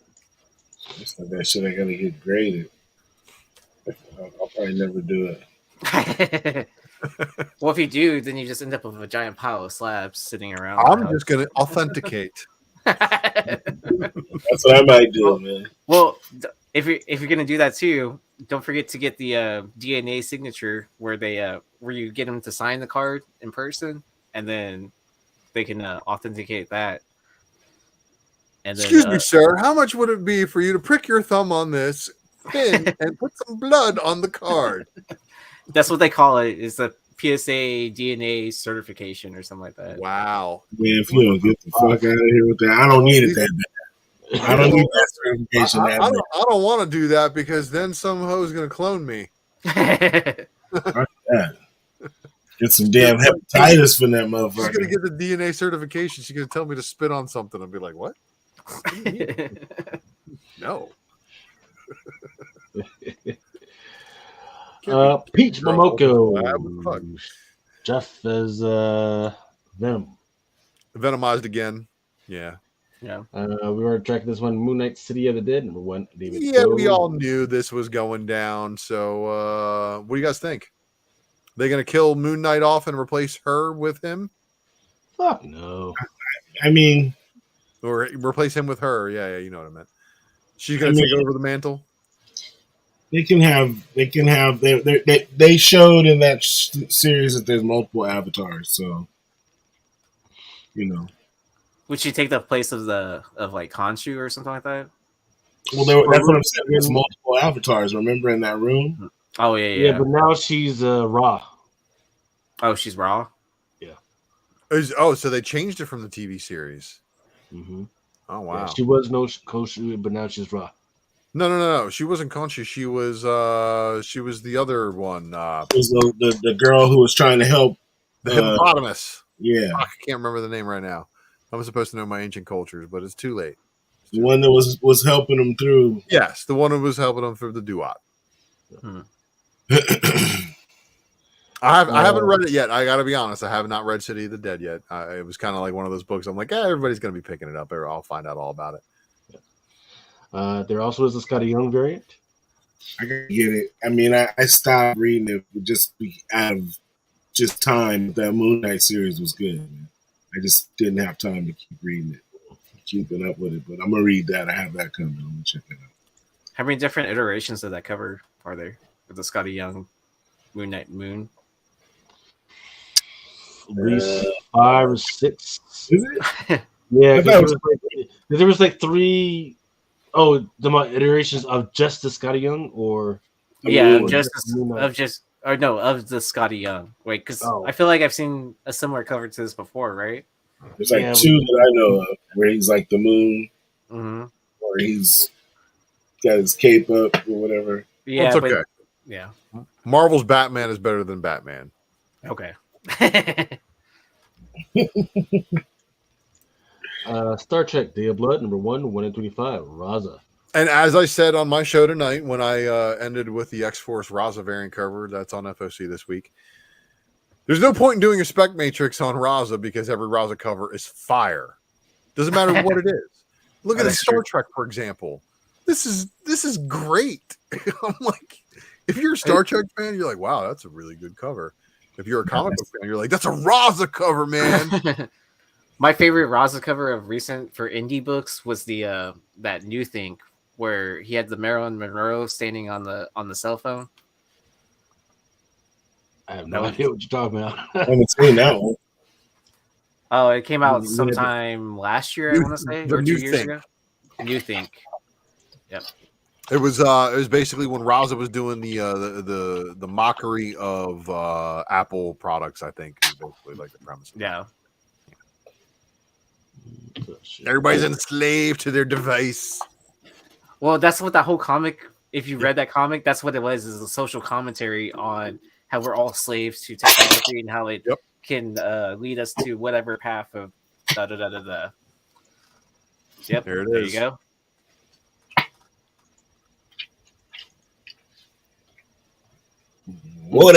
What's that? That's Raza Fire. That Raza New Think. And it's that AWA Upshot. Yeah, I think it was like Ninth was still doing cover picks. We'll say that when I dominated this book. It's been a while. It's been a while. Sorry, this article is currently not for sale. You're right, because it's in the back issue bins.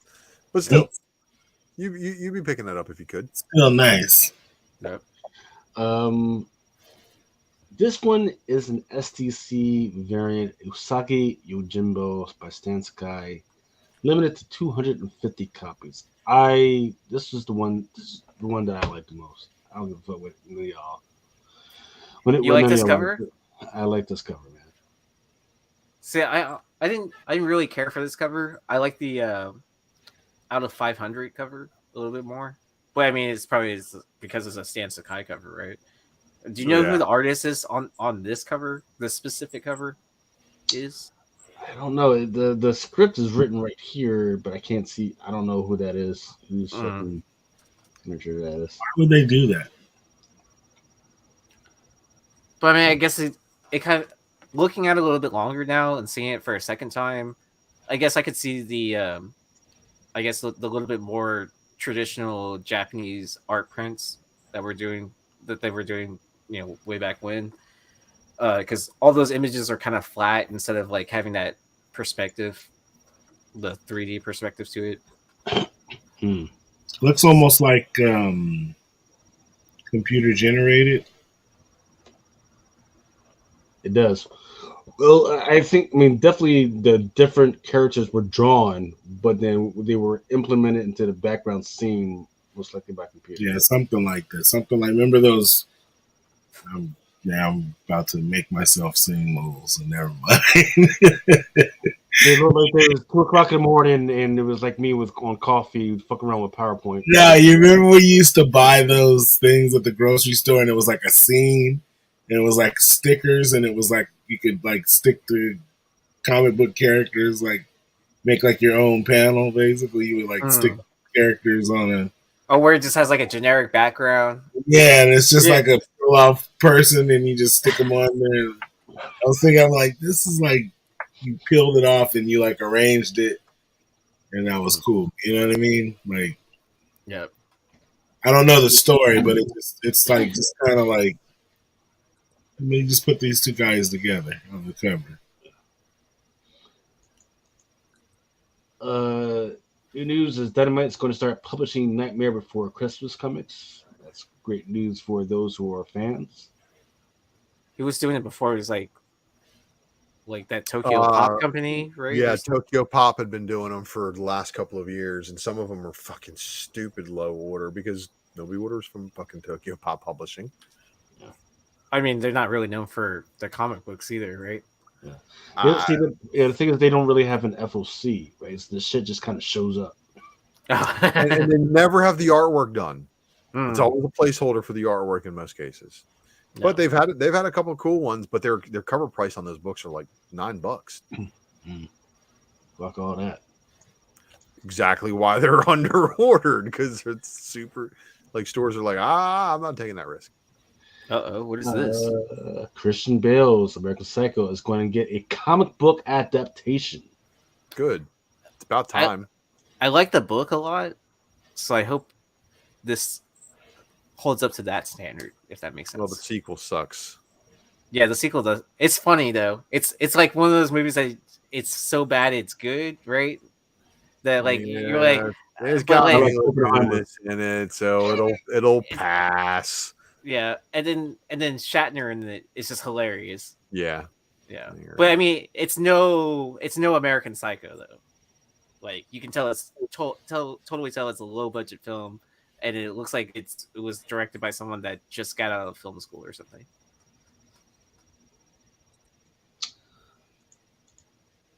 Marvel Comics has said that they will have a new Punisher for the new Punisher series. Castle will not be the Punisher anymore because he's off in Battle World, I think, at the moment. So here's my thing. Like I don't get it. Like you took the skull away, you gave him some other shit.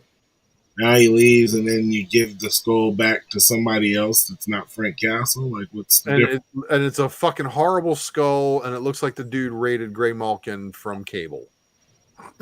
Yeah, like I mean, I don't get it. Like, but he's apparently a badass. He's an old badass with a chip on his shoulder. Okay, I can even get that because Frank Castle is okay. He's dead now. You know what I mean? Like he's too old to be like he's still living. He passed away. I know because every 10 years Frank Castle joins a new American war as his origin story. I get it. It's like it's fucked. So that's what I mean. Like okay. At this point, Frank Castle is older than Nick Fury at this point. I hope they introduce a new Jackal though with this as well. I don't know that Punisher Soviet that story was sick as fuck.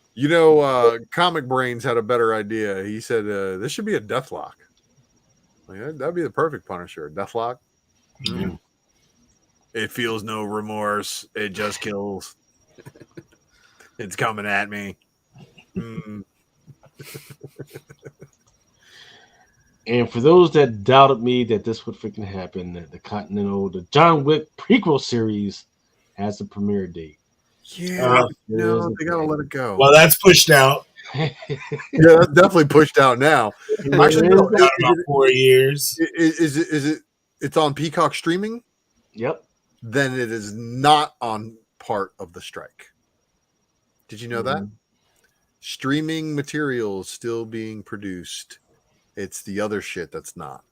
So you can make movies. You can make movies that they're direct to stream. You can make Netflix movies. You can make your Paramount Plus movies. You can make your HBO Max movies. You can make all sorts of other movies. You just can't make theatrical movies that involve the Screen Actors Guild and shit that's a theatrical release prior to being. Ultra, you got to be clear. So each of those streaming services that you mentioned, they have licenses with other entities that are outside of the guild, right?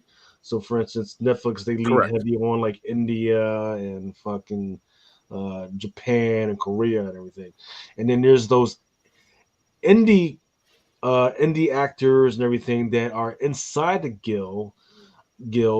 And what happened with the last couple of weeks is they came and say, hey, you don't have enough money to fucking pay us and fucking because we have rented equipment and you're just fucking around with us if you can't freaking come this to a close. So the guild says, okay, you guys go ahead and keep filming and do whatever you gotta freaking do, and that's just for the indies, right? But they are still allowed to go there, and some of those indies are selling to the big studios. There was I can't remember which fucking actress it was, but she popped up on social media and said, yeah, the strike is not applying to our streaming stuff being made. So that's where I got my information from. I can't remember who it was, and I know it's bad information right now. I should have vetted my sources a little bit better. But I do recall that from the last couple of days, seeing somebody say that their production is not halted by the strike currently.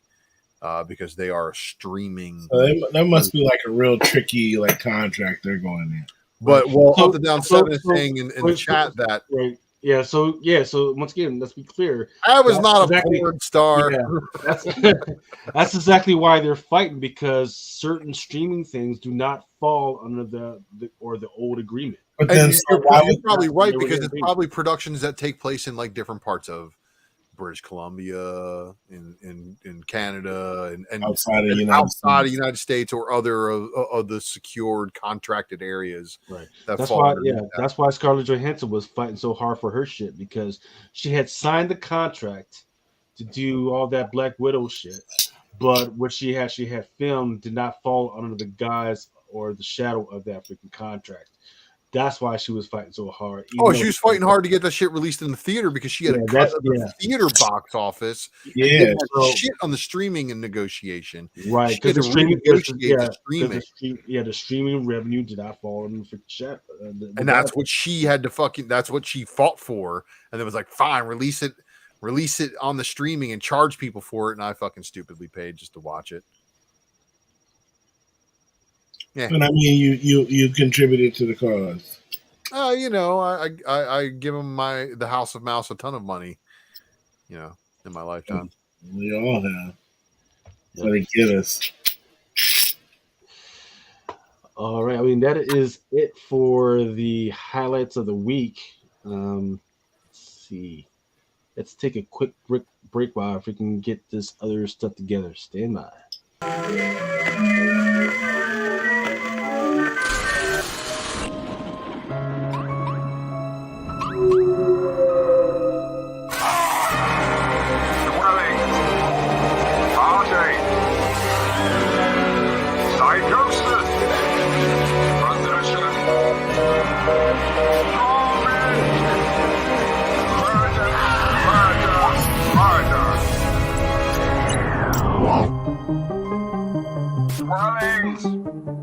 From Eisner nominee Jay Stevens. Horror has never been so much fun. August 2023, only from Oni. Just keep telling yourself it's only a comic book. It's only a comic book. It's only a comic book. Well, that was the trailer for Dwellings #1, and #2 is coming out pretty soon as well. It looks pretty interesting. It does have that Disney background type of feel to it, so definitely if you can take a peek at it. Was it supposed to be all like short stories of little anthologies, horror stories, right? Yeah, like, perfect for streaming services like fucking Tubi and Plex and all that other good shit. And then right around the corner for Halloween season. Yeah. I think that's what I think some of these companies are finally picking up on it. Like, hey, instead of throwing shit out there in fucking August and hoping people pick it up, let's actually put stuff out right before Halloween, and maybe people will fucking buy it then. You know. This is a Moon Knight by Rose Bache. Is that correct, Ultra? Looks like it. Jesus. 1 in 100 for. Yep, there's an open order. Yep. And a 1 in 100. But the 1 in 25 Bill Sienkiewicz for that book murks this cover. Yeah, definitely. I love the 1 in 25 over the 1 in 100. I mean, I like the Rose Bache one, don't get me wrong, but that 1 in 25 blows it out of the water. The Sienkiewicz is nuts. Yeah. It's almost like worth the idea to buy the Let's see, like 100 to get 4 of the Bill covers, Bill S. I mean, if I was a gambling person on FOC books. looks like it didn't pick it up. Let's see, 2. Okay, so it's a 1 in 25. Okay, I see you. It's a beautiful cover. But I think over time, this is going to be the winner. And it's 1 in 25. Trying to see what the price is. $3.99. Okay, yeah, $3.99 for retail. And it looks like I don't have the 1 in 10 design variant in here either. Looks interesting. They must have just put some of this stuff out there. And there's your 1 in 10. So, if you guys say so. So, I guess. But she already had her first appearance. She had her first appearance as herself, and then had her first appearance as the Scarlet Scarab, and then they put her on the design variant for issue 2. I don't know why they did that. I don't know. So, is it worth getting 100 of the beige to get 4 of the Sienkiewicz? Maybe. Go put it in my order. All right, there's your Storm. Realm of X. And there's a 1 in 100 version of this one as well. But this is the 1 in 20. This is the 1 in 25, right? Yeah, 1 in 25. Have you seen the Hans open the order cover for this? Because I feel like someone from Marvel is actually listening to us, where it's like, oh, make us justify buying 25 copies of the open the order cover to buy, 25 or 100. Like when I saw both of these together, I was like, kind of like, okay, it makes more sense now to buy 25 of these to get the 1 in 25, or even up your order to the 1 in 100, right? Thing is, it's $4.99. So that 1 in 100 is a $250 book. Shit. So just find it from one of those websites that's pre-ordering it or pre-selling it for less than ratio. Yep. What is this? This one is the Karen Darbo. I have no idea who that character is. I didn't even see this cover. Yeah. Jean Grey. But this is like a throwback to her older character, right? From the first X-Men series. Like she's in that old school outfit, the green dress and everything. Yep. This is the one Cabal, Miss Minutes. She's been back in that stuff since House of X, though. Oh, okay. Oh, yeah, I forgot about that. She's been in the Hellfire Gala outfit for a year, though. Mm. Does she have a crystal in her head? They all been stuck in that damn Hellfire Gala.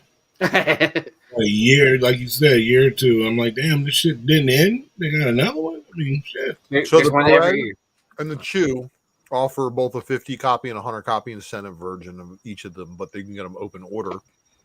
I actually hope that there's more store exclusives for this book. I do like the chew. Throw up the art challenge. If you're a Jean Grey fan and you got a good artist, why don't you drop a store exclusive for this one, huh? Mm-hmm. Yeah. It'd be interesting to see if anybody drops a store exclusive at all. I want the Jean Grey title because it's traditionally not done very good at all. Like just Jean Grey titles in general. Oh, and how about this for a variant? No, we'll give you this one open order, and then you're going to pay for the black and white. Yeah. Oh, let me sign up for that right away. When was the last time we had a hot Captain America book?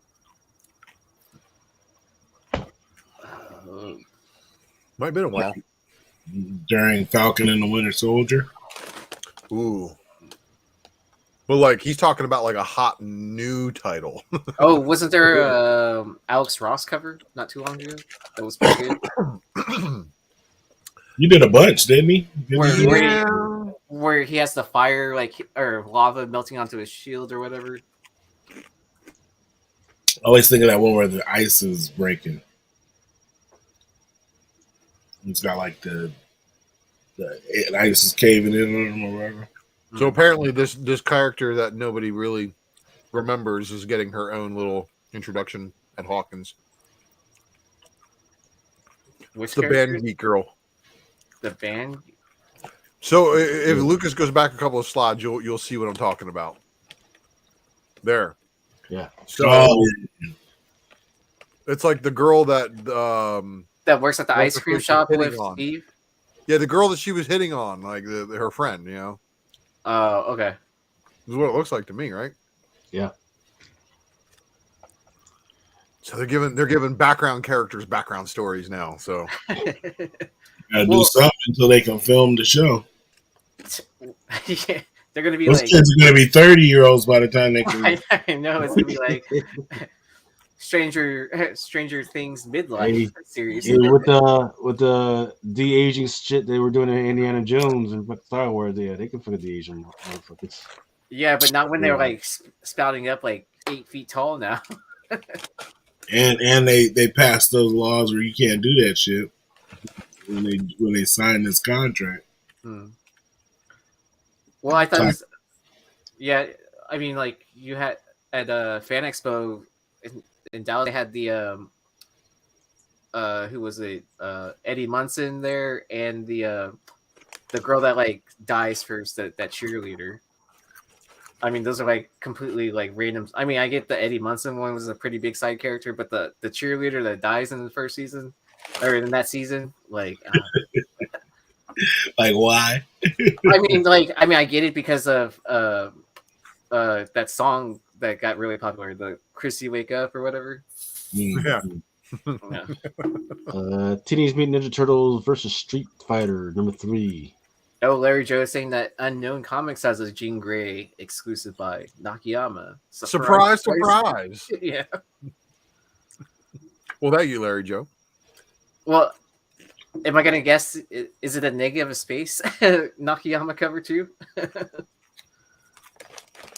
Image. I can see those. Street Fighter and that's the 1 in 100. And then the version of this is a 1 in 250. Motherfucker, smoking that deep crack meth. Yeah. Wait. Them fools went and rocked up a whole ounce and was like, I'm smoking it all to the dog. They were using udon money, that's why. Who's buying this though? Is it Street Fighter? Fuck you, I'm gonna cook this whole brick up. And Turtles fans who are completionists, they're gonna be kicking themselves over this shit. Yeah, They're gonna start a street fight over it. A 1 in 250 incentive though. Yeah. Did they fight any issues? Like You'll never see. fighting? Now, here's the deal, though. There is a Riccardo Federici 1 in 25 that we don't have the art for yet.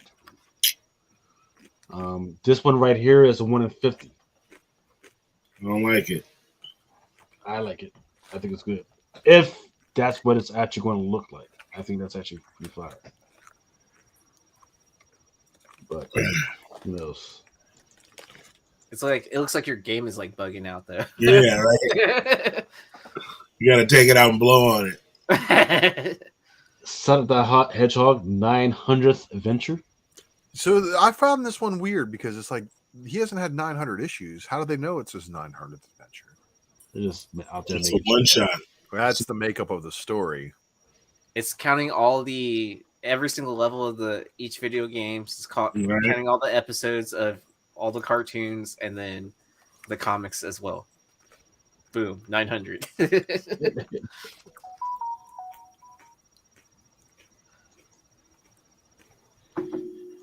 He's got a bunch of them. Huh? Oh, that's why we need Comics Man to jump back on here and tell us why this is the 900th adventure. Our resident Sonic the Hedgehog aficionado. Yep. That's only because my son hasn't taken over yet. Mm. Dude, this kid's got a Sonic pajama that he's worn the last fucking week. Summer vacation's great, man. But trying to get this kid out of this pajama. Right? So yeah, come on, man. Gotta wash it. Oh, we spilled something on it. We're gonna have to wash it. You got chocolate all over it, man. Let's wash this thing. Kids don't give a fuck. You put it on, still wear that shit. So now that this is another reset universe for the movie stuff, I actually made a comment about this earlier on the Secret Variant. If you're going to be into collecting DC Universe movie variants, do you start here with the Blue Beetle, considering this is the first movie of the rebooted universe? Or you go back to all the previous. Fuck all that shit, man. Do you start here? Yes, you start here. It says, Celeste says it's the untold tale of how the Dark Knight and the Man of Steel first met. Oh yeah, Blue Beetle's not in the fucking book. It's just him on the cover. Yeah, and it's the movie version. You gotta be fucking shitting me, man. Get the fuck all out of here. I mean, they're taking pointers from Marvel at this point. I was going to ask how many Marvel employees started working for DC now. Why do Batman and Superman look so fucking weird in this one? I'm waiting for Batman and Robin. They look like they need to take an X-Lax, man. They're just so fucking constipated. Uptight, tense. Yeah, man. Not like, hey, let's fucking get our war on. Let's like, oh shit, man, hey, you take care of this right quick. I fucking run to the bathroom. He's like, and Batman's like, you keep leading us into the fire. You're the bulletproof one, not me. The background colors were distracting from whatever's happening in the foreground. Yeah. Only this fucking cape is bulletproof. Like I don't know why you would pick those like Brazilian background colors compared to the foreground being like, I don't know, kind of in that darker, it's in that sundown in the dusk hours. They're having this gun battle. Yeah. But yeah, it's a 1 in 25 by Ariel Colon. Excuse me. And then this one is by 1 in 50 by Megan Hedrick. So this is another retelling of their first meeting? Yes. Damn, how many times are they going to meet, man? Oh, I forgot. Martha. Universes. Hey, Martha. Wait. What do you mean, Martha? Your mom's name's Martha too? Wild, man. That's fucking crazy, man. Is Terry McGinnis going to make a first appearance in this as well?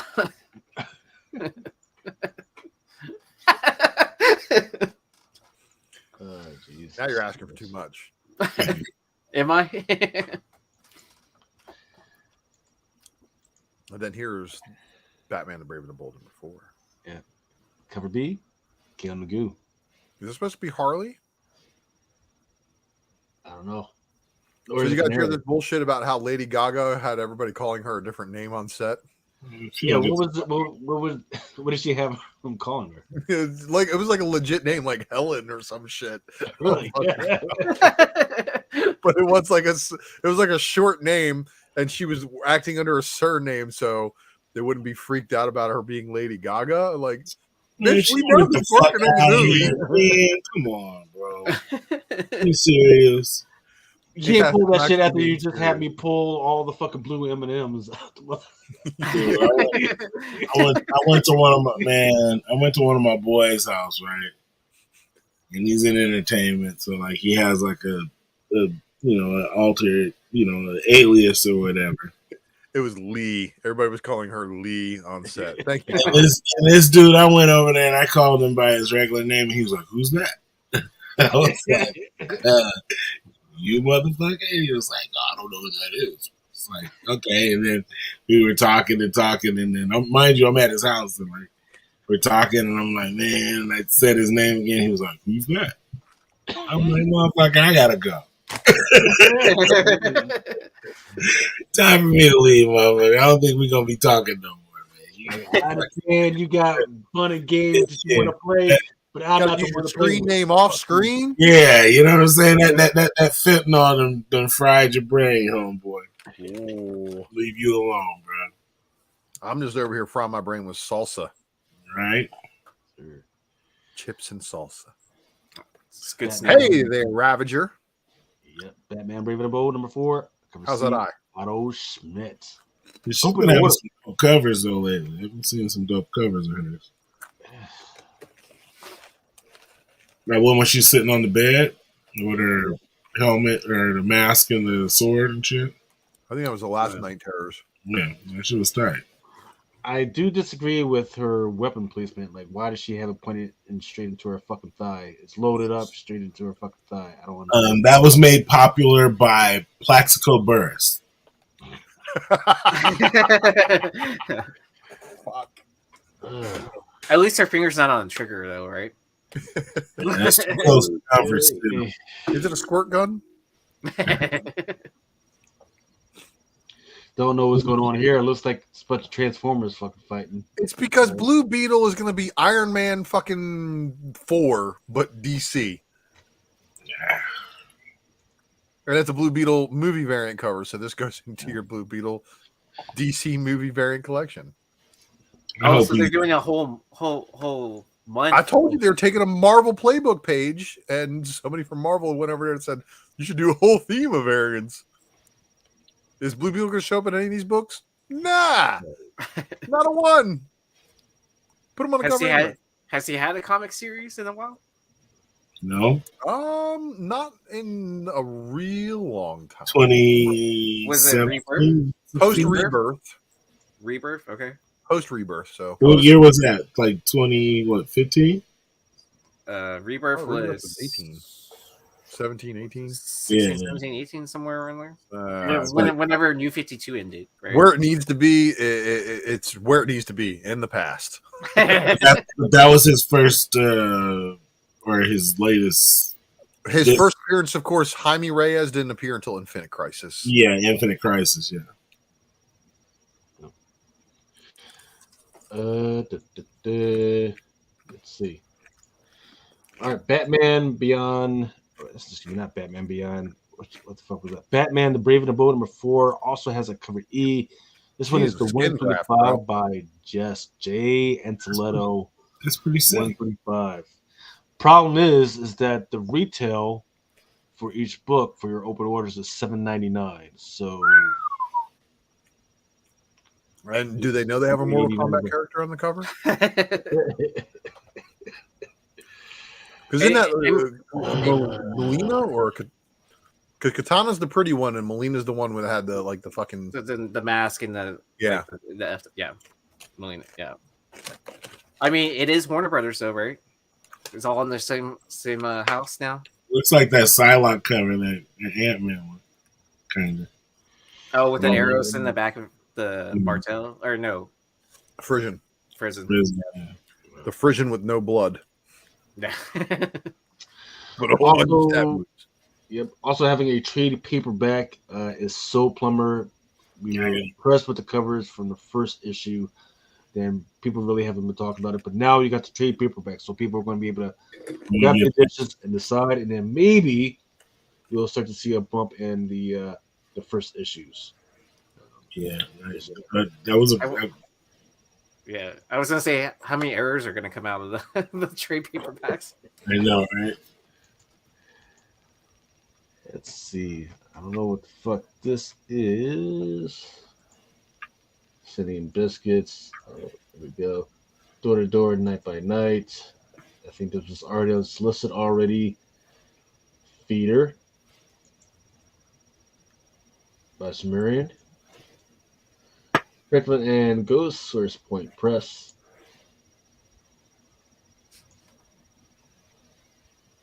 Harley Quinn, Black, White, and Redder, number 2. The foil for issue number 1 was absolutely fucking fire, but it's not selling right now, so be careful on these. This one is the cover B by Joel Jones. I like that cover. Would be an amazing fucking tattoo, or at least a T-shirt. Fuck, that would be a painful tattoo.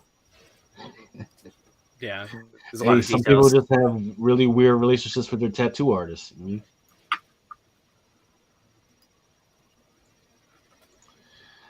And then this is your 1 in 25 by Annie Wu. The open order Joel Jones blows that one away. There's no reason to get 25 copies of that book. Oh yeah, so this was Hawk Girl number 2 by Amanke. I'm not gonna kill this girl's name. Manke and Helpan. Massacre it. Do it. Do it. Then this one is the Dirk Chew, which actually looks pretty good as well. But who's the pink girl with the Galaxy. Her name is Galaxy from the hit young adult graphic novel. So now there's those young adult graphic novels that are out there, and now they're starting to put those motherfuckers inside the comics. So say you, what do we collect? Are we collecting the graphic novels, or are we just collecting the comics? Both. I don't know. Is that the Corgi from Space or Cowboy Bebop? Gotta grab what you like. That's what you gotta do. When you spend the money on it, if it don't got no value at the end, it's all good because you bought it. Somebody didn't force you to do it. You know what I mean? When you say graphic novel, is it really a manga situation as well? At Barnes and Noble, they call trade paperbacks graphic novels. Yeah. Mm-hmm. Same thing. Hawk Girl number 2. This is your Carrie Andrews Blue Beetle movie variant. This is your 1 in 25 David Talaski. Moving on to what the fuck? Carnal Confessions. Mm-hmm. That's like a Skinemax show. I guess somebody's buying it because they keep putting this stuff in here. I ain't mad at them. That's the best cover right there. No. Yes. Geometrical. Chakra, right? Or which Lots of things it could be. Merkaba. Look like she's got herself in one of those swings. I thought I was tripping on DMT for a second. You gotta try to keep the marriage fresh, right? Yeah. Absolutely. Night Terror. If Adam was here, we'd get specking on fucking right now. But that's UFO alien fucking. I don't know. Interspecies fucking. That's part 2 of Pornado. Night Terrors number 4, covered D by Ivan Reese. This is your Darkest Hour Neon Ink card. $5.99 for this. That shit better be neon, man. I tell you that shit. I see. I think it's false advertising. I think people see those colors. Us, we're from a certain era. We see those colors and we automatically think black light. And I think they play on that, but they're never saying that's what it is. You know what I mean? So when it doesn't work how we expect it to, well, they can always say they never told us that was what it was. You know what I mean? Well, but when you advertise it for one color to be green or whatever, and then when you get it in hand and it ends up being brown, there's a problem. Oh yeah, no, I know. I got burnt both times, so I get it. But then I always gotta look. Well, they never really said it was for black light. I just assumed it was that. You know what I mean? Yeah. But I mean, but now that you have an error variant or whatever, you could have sold it and clean your hands of it, right? You know, that's true. That's true. But I wanted it. I wanted to actually like see the shit under the black light.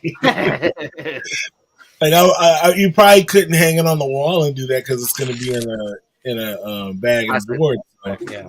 So it wouldn't really reflect. But I mean, it'd just be dope if they had like a black light or it was the velvet. You know what I mean? But don't worry, because that one's going to be delayed until next week anyway. Because that was the only cover they showed. That's exclusive Jean Grey #1. Oh, so it's not a negative cover, but it's a magazine. Yeah, it's a magazine. I mean, I might take the Virgin cover, but don't care for the magazine style. Which is the trade dress? $15 for the trade dress. Yeah. How much is the other one? The Virgin? $40 for the set. Oh, so you can't buy the Virgin unless you buy the set. Correct. Yeah. Gotcha. They got to sell 3,000 copies. Yeah, that's smart though. You know everybody's gonna want that one. Yeah. Catwoman #2 for Night Terrors, the Tula Lotte. Tula freak. Yeah, Tula gave us some. You can tell what's going on here, right? Mm-hmm. We'll pull up on the booty. Then there's your cover C, Cornholio.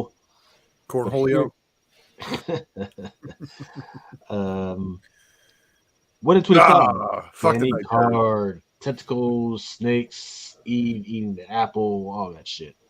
Where's our girl Souza Micah at? I haven't seen her yet. Where's Souza Micah when you need her? Oh, to do a Catwoman cover? The way yeah. She's like Roy Jones. Y'all must have forgot.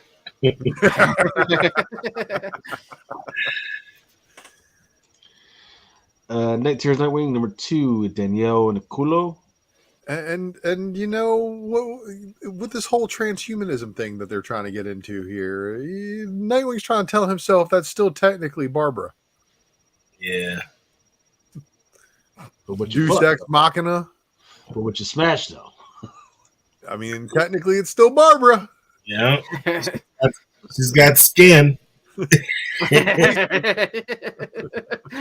got skin somewhere. You just gotta find it. You know? Where she got skin, where she got skin, in. Damn well, it's exactly what Mr. Grayson is sitting here telling himself. Man, I know I shouldn't, but it's Barbara. It's Barbara. She got some skin in there, so we're going to try it out. And then he starts sniffing the drugs that. What's his face? Yeah, that's what Scarecrow gave him, and he starts saying shit like this. Scarecrow roll up on him and be like, hey, you want to see her in real life? I got it right here. Oh, both be right where you want to be at. Scarecrow looks over at him and goes, I didn't know you like to get wet. Right? You're gonna be just like water skiing, baby. That's good. Yeah. Here's your Francesco Mantina. Here's your Jason Sean Alexander. I talked to Adam up. Shit. 125, Vasco Georgiev. That is some nightmare fuel. Woo! Yeah. That's dope. That's that. Yeah. Oh shit, they fucking him up. Yeah, Professor Pig going ham on him. Literally going ham. Dun, dun, dun, dun. And then there was your 150, Francesca Martina, Black and White of that same one. Punchline, Gleb Meliknov. She's still around? Damn, they haven't killed her off yet? I thought she was in prison or some shit. I don't know. Those fingers are looking wild right there. Dustin and Gwen. Cover C, Ejikuri cardstock. That's a good cover. And it's open order. Yes, it is. Like 125, Lucas Meyer. That one's probably going to be all right. Yeah, it don't look like some Tupac shit. Well, it's just, so some guys like the Death by Snoo Snoo. And she looks like she looks like she is a Death by Snoo Snoo type. And they gave you a little skin shot right there too. I think her character is like 6'5" and 200 pounds or some shit. So WNBA player. Dang. Well, let me say, Back to Lobo and shit. All leg and ass. There is a young lady in Mission Impossible, little Asian shorty. She could definitely probably pull off Punchline. You know who that is? I have no clue, man. It's Mantis from Guardians of the Galaxy. Palm. Ah, okay. Well, yeah, fuck it. Give it to her. I thought she was gonna be the sister of Star-Lord. No, I thought she was gonna be the one on what's that show? Shang-Chi or no, Iron Fist. Remember they said they were gonna bring his little sister or whatever into the show. Yeah. Pie or whatever. Yeah. Never Pie. did that. Yeah. Yeah. She was supposed to be the next Iron Fist. Instead, they had like 30 other motherfuckers around Iron Fist. And they gave it to the Sword Master. And everybody was like, okay. They gave it to one of the chicks from fucking Wakanda. Yeah, because they can't be letting Danny Rand have that power now. Jesus, he's too white. I like that one better than I like the color one though. This one is the 150. Yeah, fingers still look wild. Night Terror Superman number 2, same artist, Gleb Meliknov. Red Kryptonite. Them bones and.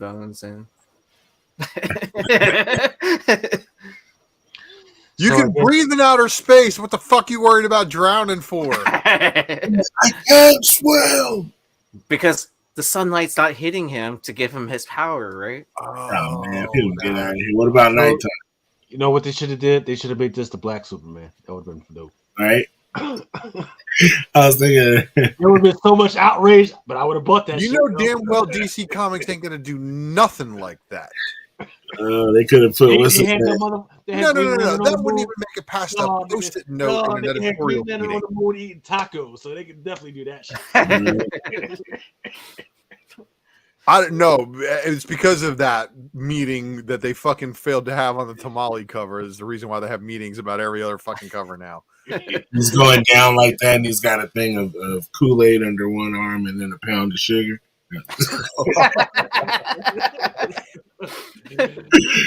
Oh, man. Dang. Hey, poor white people drink that shit too, okay? Facts, motherfuckers. Yeah, but y'all don't serve at the company. Y'all bring it like, you want something to drink? Yeah, man, I want something to drink. Like, hey, whenever you go to someone's house and they're like, you want some Kool-Aid? Be like, nah, I'm good. You might not make yours like I make mine.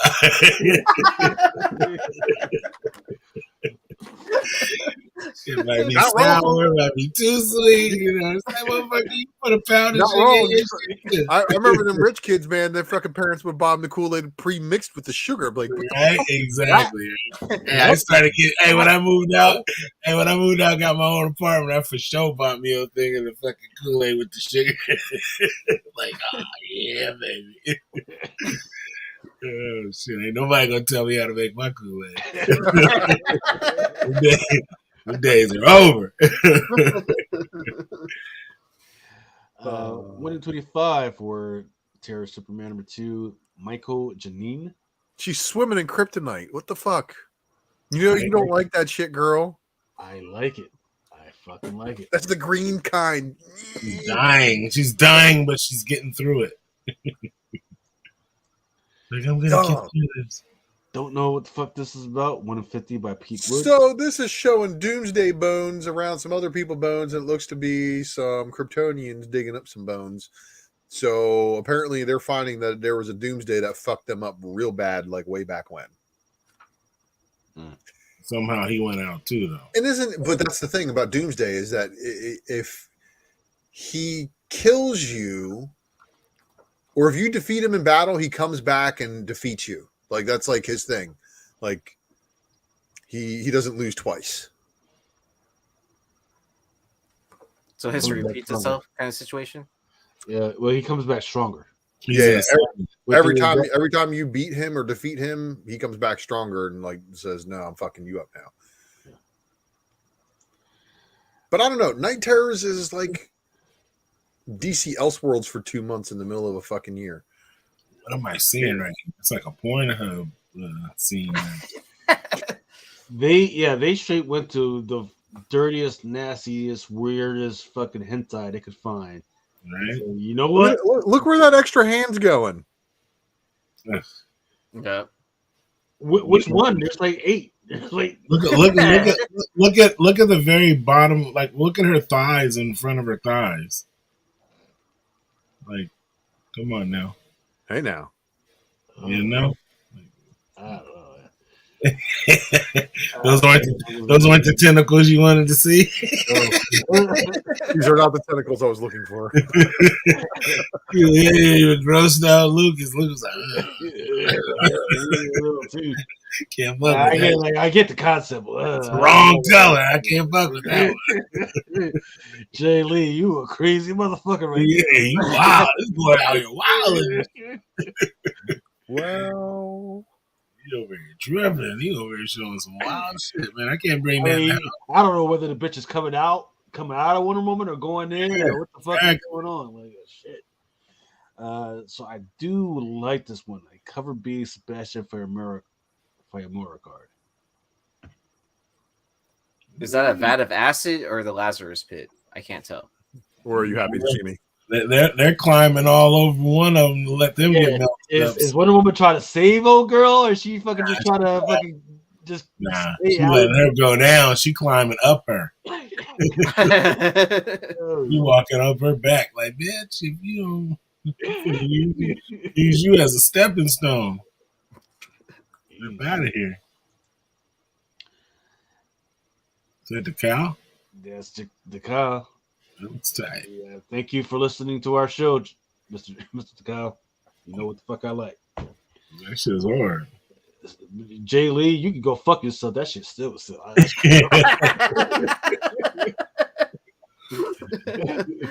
do that shit over. This is your 1 in 25, Scott Forbes. Not 1 in 25. Yeah. There is your 1 in 50, John McCrea. So, I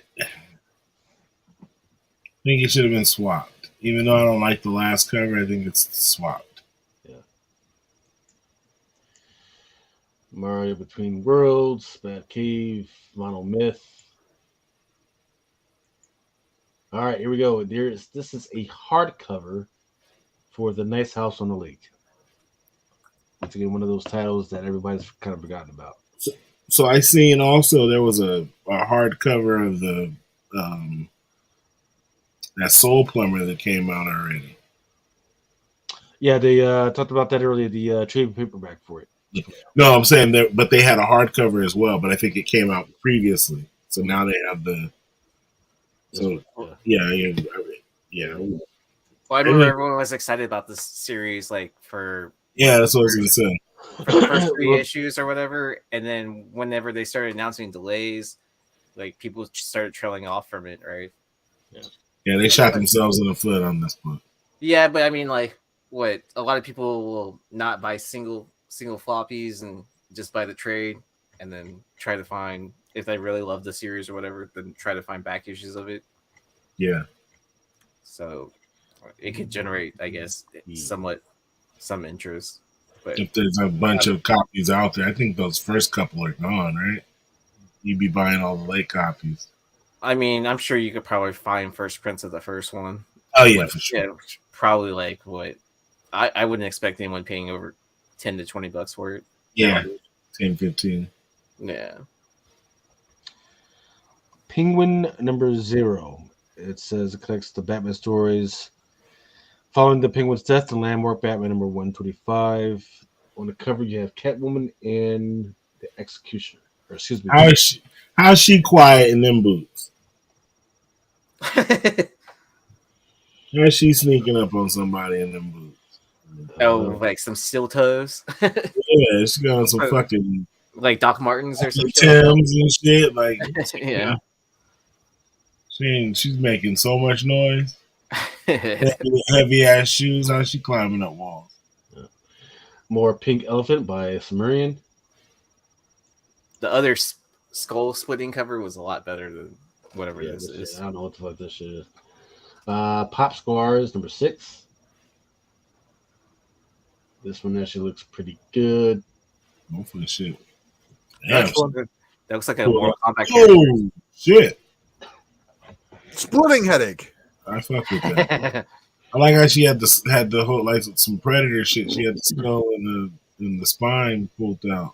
Yeah, that was like a fatality from like Mortal Kombat or something like that. Right? Yeah, but yeah, Predator. That's I've never heard of this book, but she's fucking getting busy.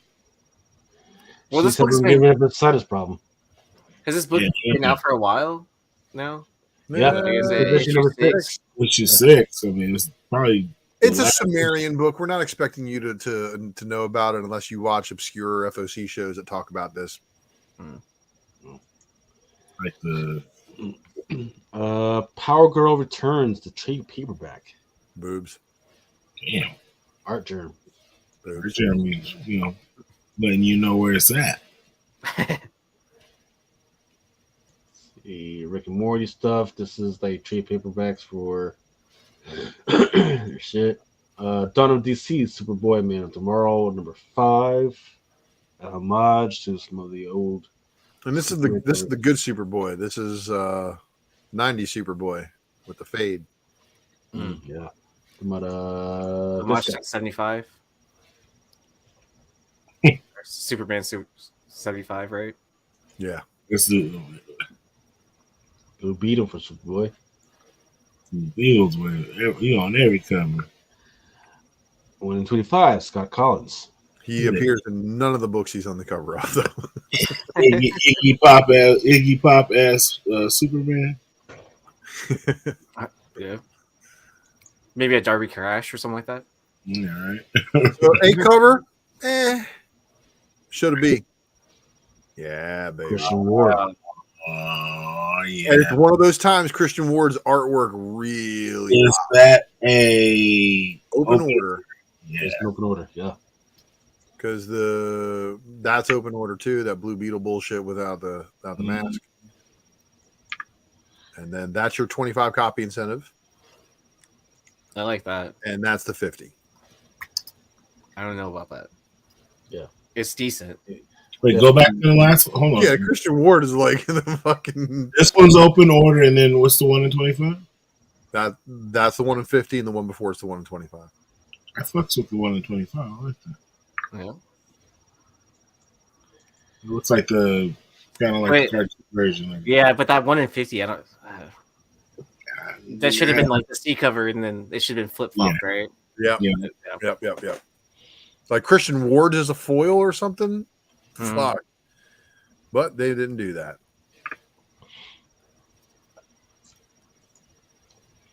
All right, there's your Tale of the Titans cover F. Weird. Maybe was there a Tale of the Titans? Oh yeah. Okay, there you go. So this is still the same title, but this one is cover F. Open order. Traveler's Guide to Fagoria. Don't know what the fuck this shit is. Under the Influence. Vigil, issue number 4.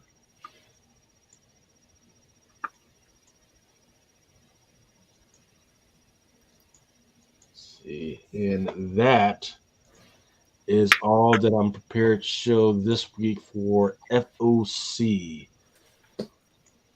But you can go watch a video on my channel. I already got it all laid out. Went live earlier. Nice. Yes, that was the first time in a while that you've actually done a show on like early on a freaking Friday, man. Congrats. Yeah, thanks. You know, last week I had some other pressing issues to get to. Got through those. Now we're on to next week when the finals are given away. Mm. Dun dun dun. Dun, dun, dun, dun. We're gonna find out who the winner is of the box, and I'm working on. Oh yeah, you got to give a shout out to Raider Bear. Fucking clutch, dude. He's like, I'm reaching out to everybody for you. I'm like, hey, thanks, man, but I still need to reach out to them and get their addresses anyway. So it's fine. It's fine. Oh, Raider So Bear. we're looking at shit for next week. He's that viewer from Australia, right, or something like that. Yeah, that's where Raider Bear's from. Yeah, he's a clutch subscriber and IG follower and just good person. Yep. So where's Comics Main when you need him? I know, right? Because this is all him right here. That's Sports Illustrated. He's over there posting all that shit. He already got it. Wasn't that her first cover? Is that right? I think didn't that character appear on a con exclusive before that? Oh yeah, the Udon exclusive, right? That's right. And then this is going to be the other place where she appears. But yeah, she appeared in the other one first. Okay. But you know, for all the people who are collecting the Street Fighter stuff, God bless your hearts. That shit is fucking hard, man. Yeah, man. All new Marvel now .1 has a facsimile. Nobody's buying that shit. Yeah, why do we need it? You can almost buy the first print one for cheaper. And you know, I hate that I double sold my 9.8 first print and second print because I had a first print and second print of that .1. But you win some, you lose some. Do pay attention to these Battle Chasers number 11. They're sold out here. Once again, this is inside the Diamond system. Yeah. Battle Chasers is probably one of the most popular Image titles from the 1990s. And the fact that it's back, there's probably some people that are coming back to see it. And of course, they're not doing too bad on some of the variant covers to go along with it, too. Yeah. Well, because it just abruptly ended, right? And this is picking. Yeah, I think Joe Madureira didn't finish it or something. I don't know what happened. That shit was like gone for years, huh? Yeah. Yeah, you know, kind of like Infinite. Kirkman. My shit. Liefeld, get your shit together. Get that book done, please. Thank you. Goddamn freaking Diamond System scratching my shit. Must be another security breach. Not me this time. No, I'm joking. They're just sucking bandwidth like the bastards they are. Probably got high resolution photos and 3/4 of the things that Lucas is trying to load. Right.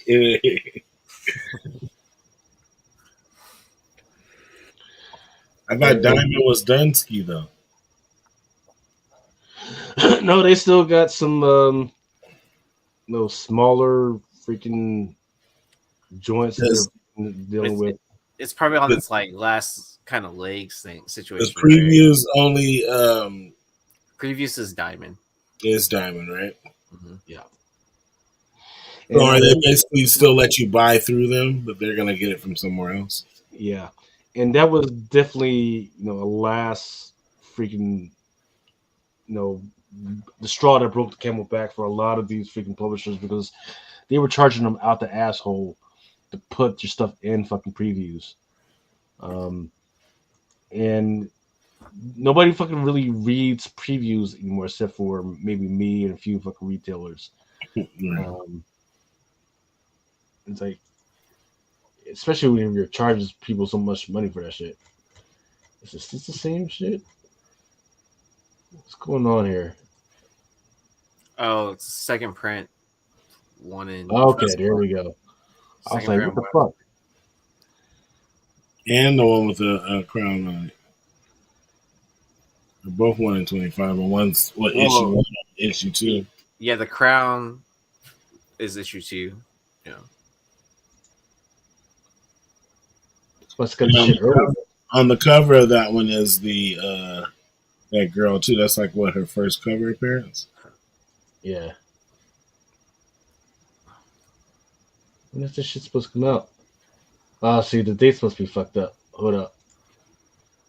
All that fucking around must have fucking took me to the week before. See, that's why I'm supposed to be doing fucking slides for this shit. See, no, it says July 26th. So the diamond shit system is just fucked up. Oh, but could it also be like partial shipping delays with UPS and all that? Yeah, but so in order to get around that, what they did was they sent some of the shit early. Okay. So for instance, this Blade shit already fucking came out.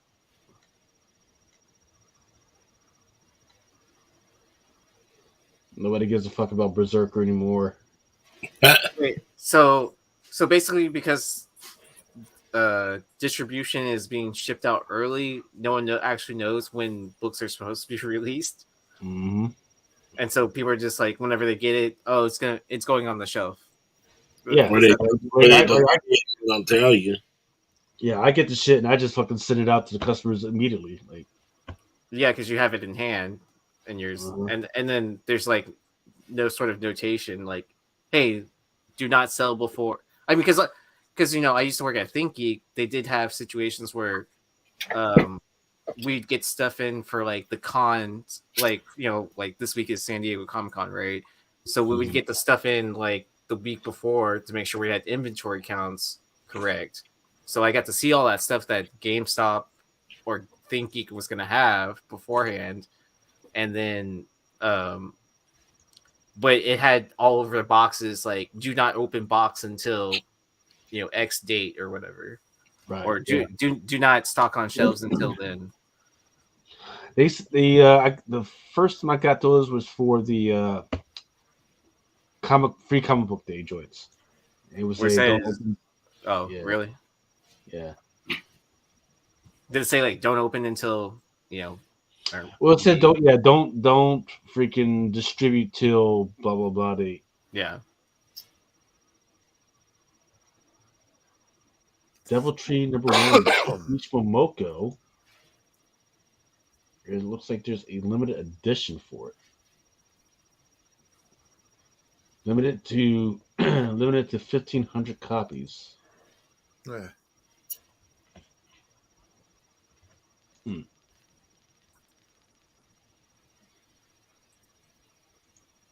That sounds like a Dynamic Forces like advertisement. Limited to our print minimum. Sure, Elvira shit. See, there's fucking Extreme Venomverse shit. Check the date on this. Yeah, it came out last week. I'm all fucked up. I don't know what the fuck's going on. But Mothman, that's supposed to be coming out, or it already came out. I think it already came out.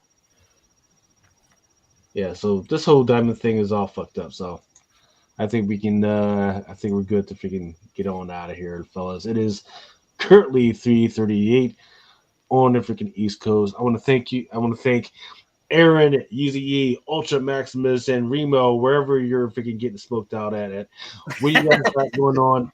What do you guys got going on this week? Yeah, it's time to go to sleep or smoke more. I can't tell. A little bit of both. Yeah, that's what I was just doing. I had to take a quick break. we might have heard you. Well, this week I'm going to be working on the blue bike to take this one to the park. That's the cassette.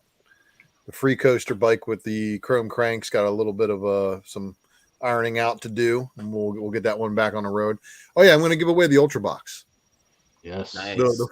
The final video.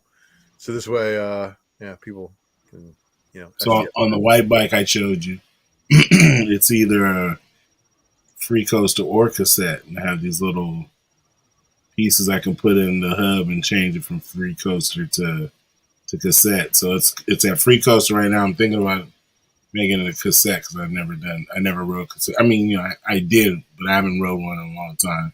It's going to be weird getting back on a cassette after riding on the free coaster bike for a while, but that's what it's all about. Yeah. Let's see what else. Oh yeah, I did a secret variant episode already, so that's done. And then other than that, I'll just be hanging out in the private chat with my Drunken chat homies, dropping Spec Matrix books in there, like I did earlier tonight. I don't know if anybody else caught that shit. They might have looked at it. And then of course, I'm over there on that Discord, only the rarest, dropping fire bombs over there too. Nice. Can't wait, man. Can't wait. Oh, I did glance at that earlier. Yeah, everybody getting crazy about the one book with the one thing in it, and they're not paying attention to one of the most important ones, in my opinion. But what do I know? I just read comics. Aaron, you've done a hell of a job this week filling in for everybody's shows, man. I hope they're freaking paying you all the revenue and shit. Shit. One day you're going to get paid for all this, right? I do get some compensation on certain shows. I'll say that. Mm-hmm. So, yeah. But I mean, like overall, I just enjoy having fun, like hanging out, talking comics with people. So that's what it all is all about for me, really. Or just like collectible stuff now in general. So, but yeah, and it's always fun to meet viewers, like going to different conventions and then being on so many different shows. My favorite question to ask them is like, "Hey, what is your favorite show to watch?" Like, and I'm like, it doesn't even have to be a show I'm on. Like, I'm just like genuinely curious to know like what other things they're also viewing. Mm. Yeah. So.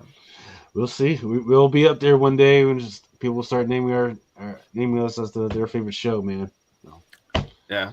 Well, I mean, like the first year I went to Baltimore after being on all these different podcasts, like someone came up to me and was like, "Oh, I love you on this show. I love you on this," and it was literally every single show I was already doing, but it was like.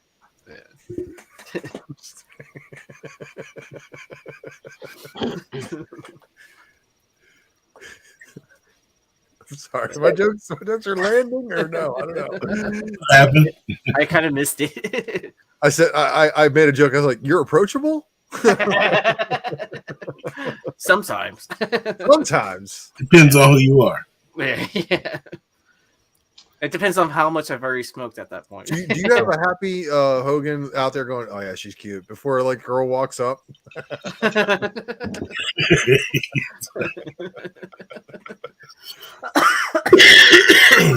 you don't have to turn around and make eye contact. Your boys are back there. Yeah, she's good. She's good.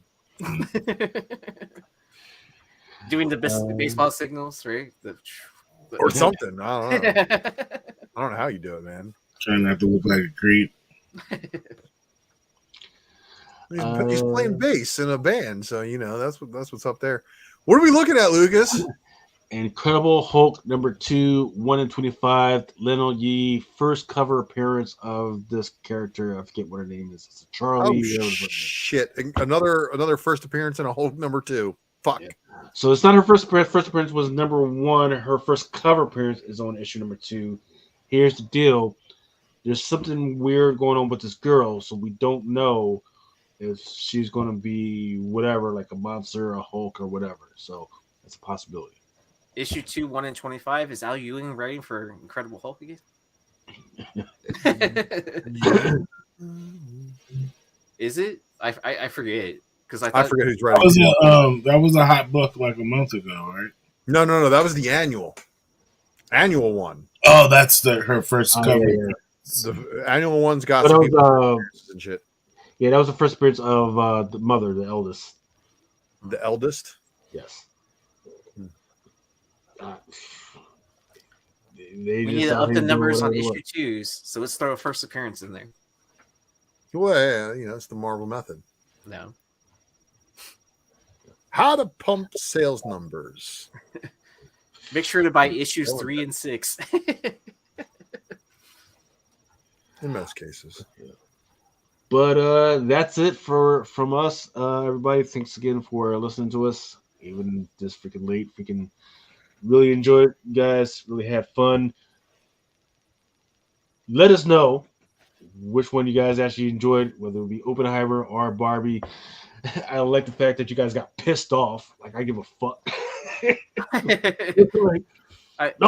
Barbie was trash. Yeah, I don't give a fuck. It's a kids movie. You stuff. Come on. I like how there's all those Barbieheimer memes coming out right now. Yeah, we were talking about that earlier, and how there's and I dropped the one that said, that Barbie was developed in Japan and launched in America, and I said how Oppenheimer was developed in America and launched in Japan. Yeah, it works both ways. Remo said too soon. No, it's been a long time, Remo. Yeah, I know you can't joke about that. It's been like 80 years, man. It's been like almost 80 years. Well, I remember watching that fucking footage, and they showed that shit to us in elementary school. That shit fucking scarred me for life. I've watched the Wolverine like 4 times since it hit Disney Plus. So believe me, I've seen the Hiroshima bombing, dude. I just remember the little girl walking down the street was melted. Or Nagasaki. I forget where he's at in the movie. Yeah. Both. Yeah, he's on an island that's off the coast of all the other shit. So he's not actually on any of the mainlands, neither Nagasaki or. I just remember the girl walking down the street and she was like melting. Yeah. I just can't never get that image. I think it's Nagasaki where he is in the Wolverine, where he goes down there and saves Master Yoshida from the nuke. Yeah. Well, then if that's true, then that's freaking dumb. It doesn't work like that. What do you mean? That tunnel wouldn't have been saved from all of the nuclear blasts going across. You mean a well isn't deep enough, and ducking cover doesn't work? And the healing factor on his back wouldn't have taken all that radiation and stopped it, and only burnt the dude's face in that one little spot. No, because radiation. The thing about radiation is that it displaces the ions right? And if it can changes it to a whole different element. I didn't see no iodine. It displaces DNA, so it doesn't. Was his skull metal by that point? Or is I think it's still all bone. It's still all bone. Okay, you're still bone. You're still bone claw. Never mind then. There goes that theory for me. Would he be irradiated adamantium? Yep. Yeah, I know, right? And then on top of a body, that doesn't have any kind of effect on. He would just be fucking glowing, man. Good God.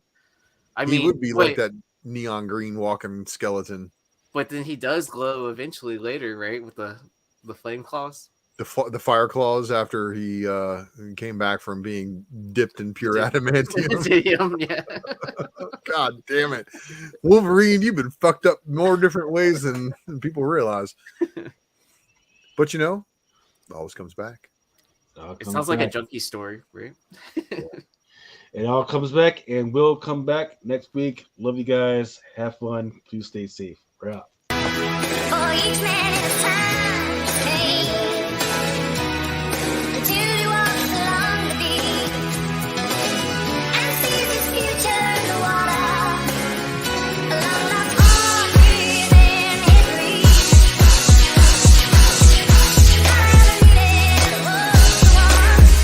Sometimes men take matters into their own hands. You want answers? I think I'm entitled. You want the truth? You can't handle the truth. As you guys know, it is Drunken Chat, son.